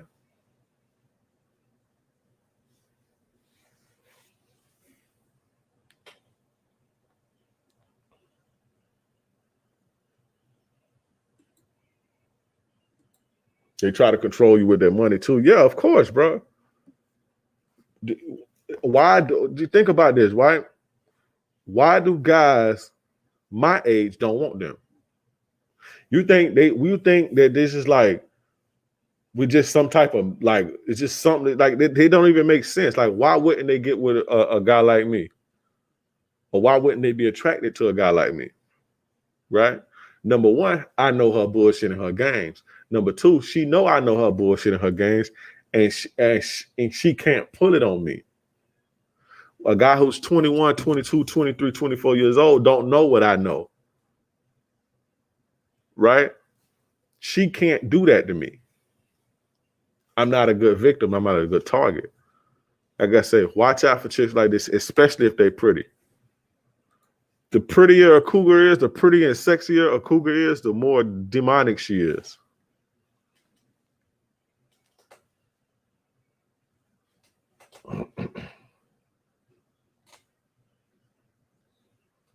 But fellas, stay away from cougars. Cougars will drain you, bro. You young guys, I'm going to just recommend that you stay away from them, period, because y'all ain't got the game enough to just stick them and move them, because they know how to hook you. Bro, these hoes know how to use fucking, like these older chicks, they know some tricks. They know how to use like oils and all type of shit and fucking incense and all type of shit that you smell and you get addicted to and shit like this. You see what I'm saying? They know how to come and they cook for you and shit. Tell you to stop by, bring a plate. You go get the plate. It's fucking good, right? They put sugar in the shit, so now you're addicted to the spaghetti because you're sugar in there, right? It's fucking sugar in there. They put a little bit of tea in there, put a little bit of tea in the water that they cook the noodles with. They know how to do little shit like this.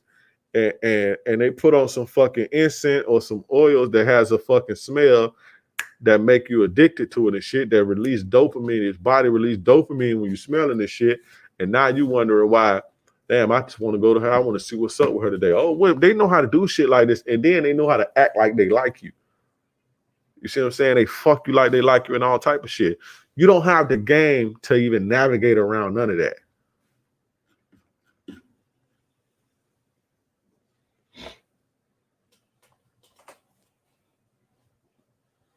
You ain't got the game to even navigate around none of this shit. So I would just advise you stay away from them, because it look good, but it ain't all it's cracked up to be. It's gonna be a lot of pain that come with that.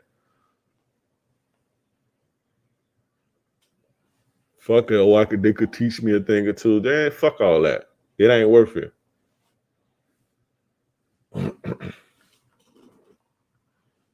And a lot of them are very masculine, bro. It's weird, bro. They know how to use that bait. But that's it, man. That's the 7 women to never take serious. You never date them serious. And like I say, stay away from cougars. I'm going to go through the list again. Number 1 is the social media whore. Number 2 is the Mr. Potato Head. Number 3 is the drug addict. Number 4 is Mrs. Bad Luck. Number 5 is hood rats. Number 6 is strippers. Number 7 is cougars. I gave y'all 3 hours. If y'all feeling the ism, press 1. Press 1 if y'all feeling the ism. But I'm about to get up out of here because I'm getting sleepy. And I got to go to my chiropractor in the morning. That's right. When you get up in them 30s, in the mid-30s, you're going to be old. So they take advantage of your youth. You're going to have to go to chiropractors and shit. You got chiropractors, consultations, and you got to hurry up and get this course out. Whole 9. So I'm going to get off of here in about a few more minutes. I'll take a couple more questions if y'all have it. But did I address Ritu? I just be spitting on her. I think men like cougar most of the time more sexual experiences. Like I said, it's not really that. It's just that they know how to act like they like you. That's all.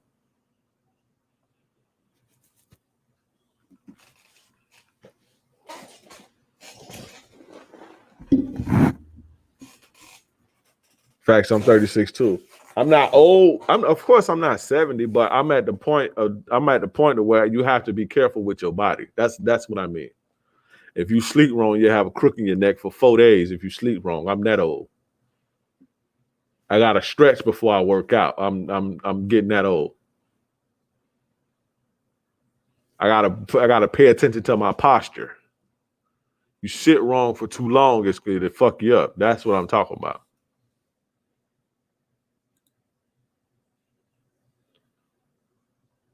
MK, by not tricking, you gotta go talk to him, bro. You just said you was a trick. Go talk to him. Go talk to him, or meet him online on dating apps, or on Facebook or Instagram. Same way, brother. Right, Top. You got to be careful when you get old. So you're 20s, you can do backflips. You can do all type of shit when you're young. Let it catch you when you're old. You got to be careful. You got to be careful what you eat, what you put in your body, how you position your body, all that. So, yeah, I go to a chiropractor, make sure my shit is straight. You feel me? Go once a month.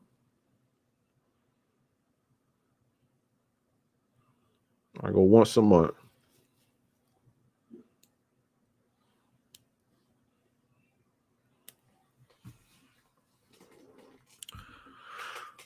Y'all got a couple more questions to ask me, y'all. Couple more minutes to ask me y'all questions. Shit just be hurting for no good reason, right? I woke up yesterday or the day before, boy, my neck was hurting. I know I was hurting because I slept wrong. I slept kind of wild. I fucking slept with my neck twisted, but when you're in your 20s, you do that, you wake up, you shit be fucked up for like 30 minutes, bro. You get an age, your shit be fucked up for days, bro.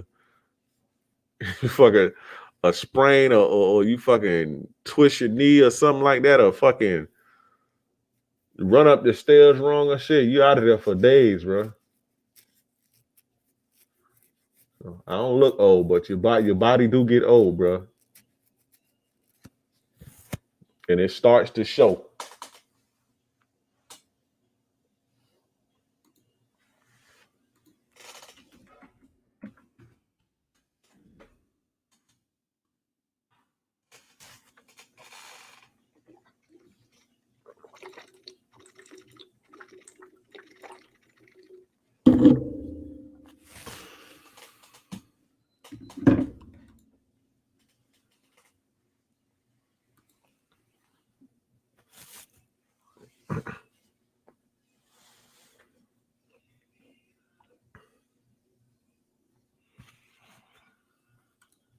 Thanks as always. Appreciate you, Stumpy McStump. Appreciate you, bro.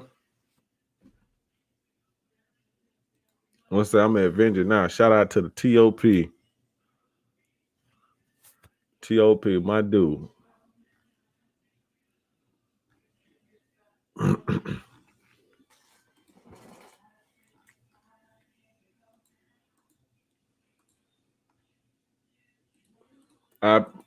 I appreciate it. The tips, man. Thank you for your time. I appreciate you. Thank you for your time. I thank y'all for y'all time too, because y'all don't have to sit here and listen to me for 3 hours. Rant. I could have did this. You know, y'all got to listen to me rant and go in tangents and all type of shit. And none of y'all be like, man, just get to the game. Just get to the game. When do you usually go on stream? Sunday night at 10 p.m. Sunday night.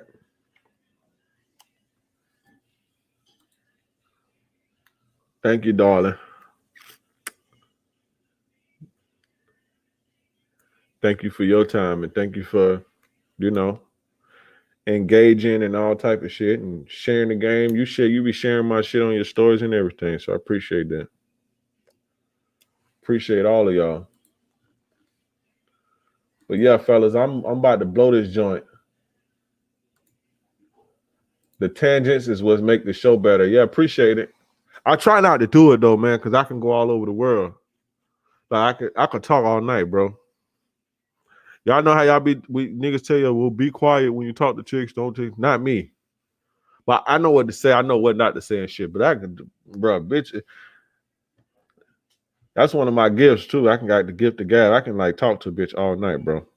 I can talk to women all night. You see, we have a great time. I know how to listen too. You know what I'm saying? But I know how to tell a story and get them engaged and all type of shit. Just go and go and go and go and go.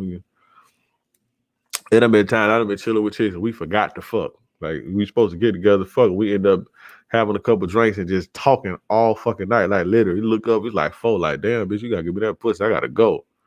Yeah, that'll happen like plenty of times. You know what I'm saying? You chilling, you all supposed to link, and you just end up vibing the all night. My players, has that ever happened to y'all before? I ain't talking about a chick that's using y'all for y'all attention and then she want to talk to y'all all night. But I'm talking about a chick you smashing and y'all supposed to link and you end up just talking all night. Y'all end up talking all fucking night. And you look up, it's like, damn, it's 4 o'clock in the morning, man. Let me go and hit that real quick. We gotta go. Let me go and hit that before I got it, because I gotta go. But yeah, though, appreciate you guys for tuning in. I don't have none of my links together. I was supposed to have my links together. It was just hard for me. I ain't gonna lie. I can't do 2 things at one time. So I can't post links and all that. Fuck all that. Y'all know where to get my shit. Y'all know where to get my shit. Go get my Attraction 101 course. I'm almost done. I said that last week, but it's coming. Taking longer than I expected. But it's coming. So go get that, because it's gonna be by 500, around the tune of 500 when it come out. So get it right now, because it's on sale for $75.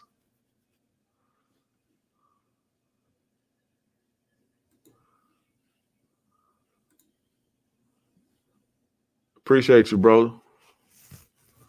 Appreciate you, brother. But yeah, go get Attraction 101.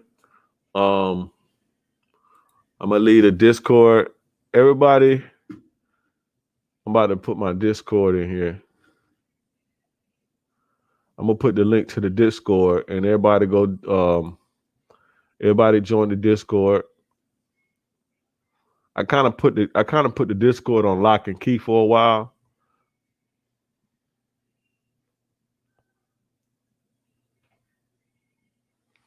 I put the Discord on lock and key for a while. Cause it's like starting to get trolly and shit. So just I banned the trolls and shit. So this only gonna work for like a few hours. This link. Click that link. Bro, listen. Why do your first step to doing business, man, young man, talk business when it's time to talk business. When people, I'm chopping it up with the fam, bro. I'm chopping it up with the supporters, with the family. Don't try to talk business right now, bro. It ain't time to talk business. You hit me where I conduct my place of business. Hit me in my fucking email or hit me in my DMs and shit. Don't try to talk. You want me to talk business with you right now? No, we chopping it up. You learn the game, bro. It's man shit, bro. But anyway, yeah, fellas, join the Discord. Join the Discord. Send me a fucking email, bro. Join the Discord.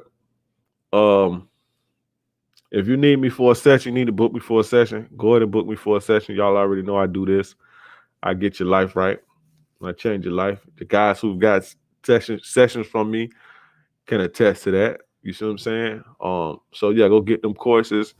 Follow me on all my shit, King Dreism.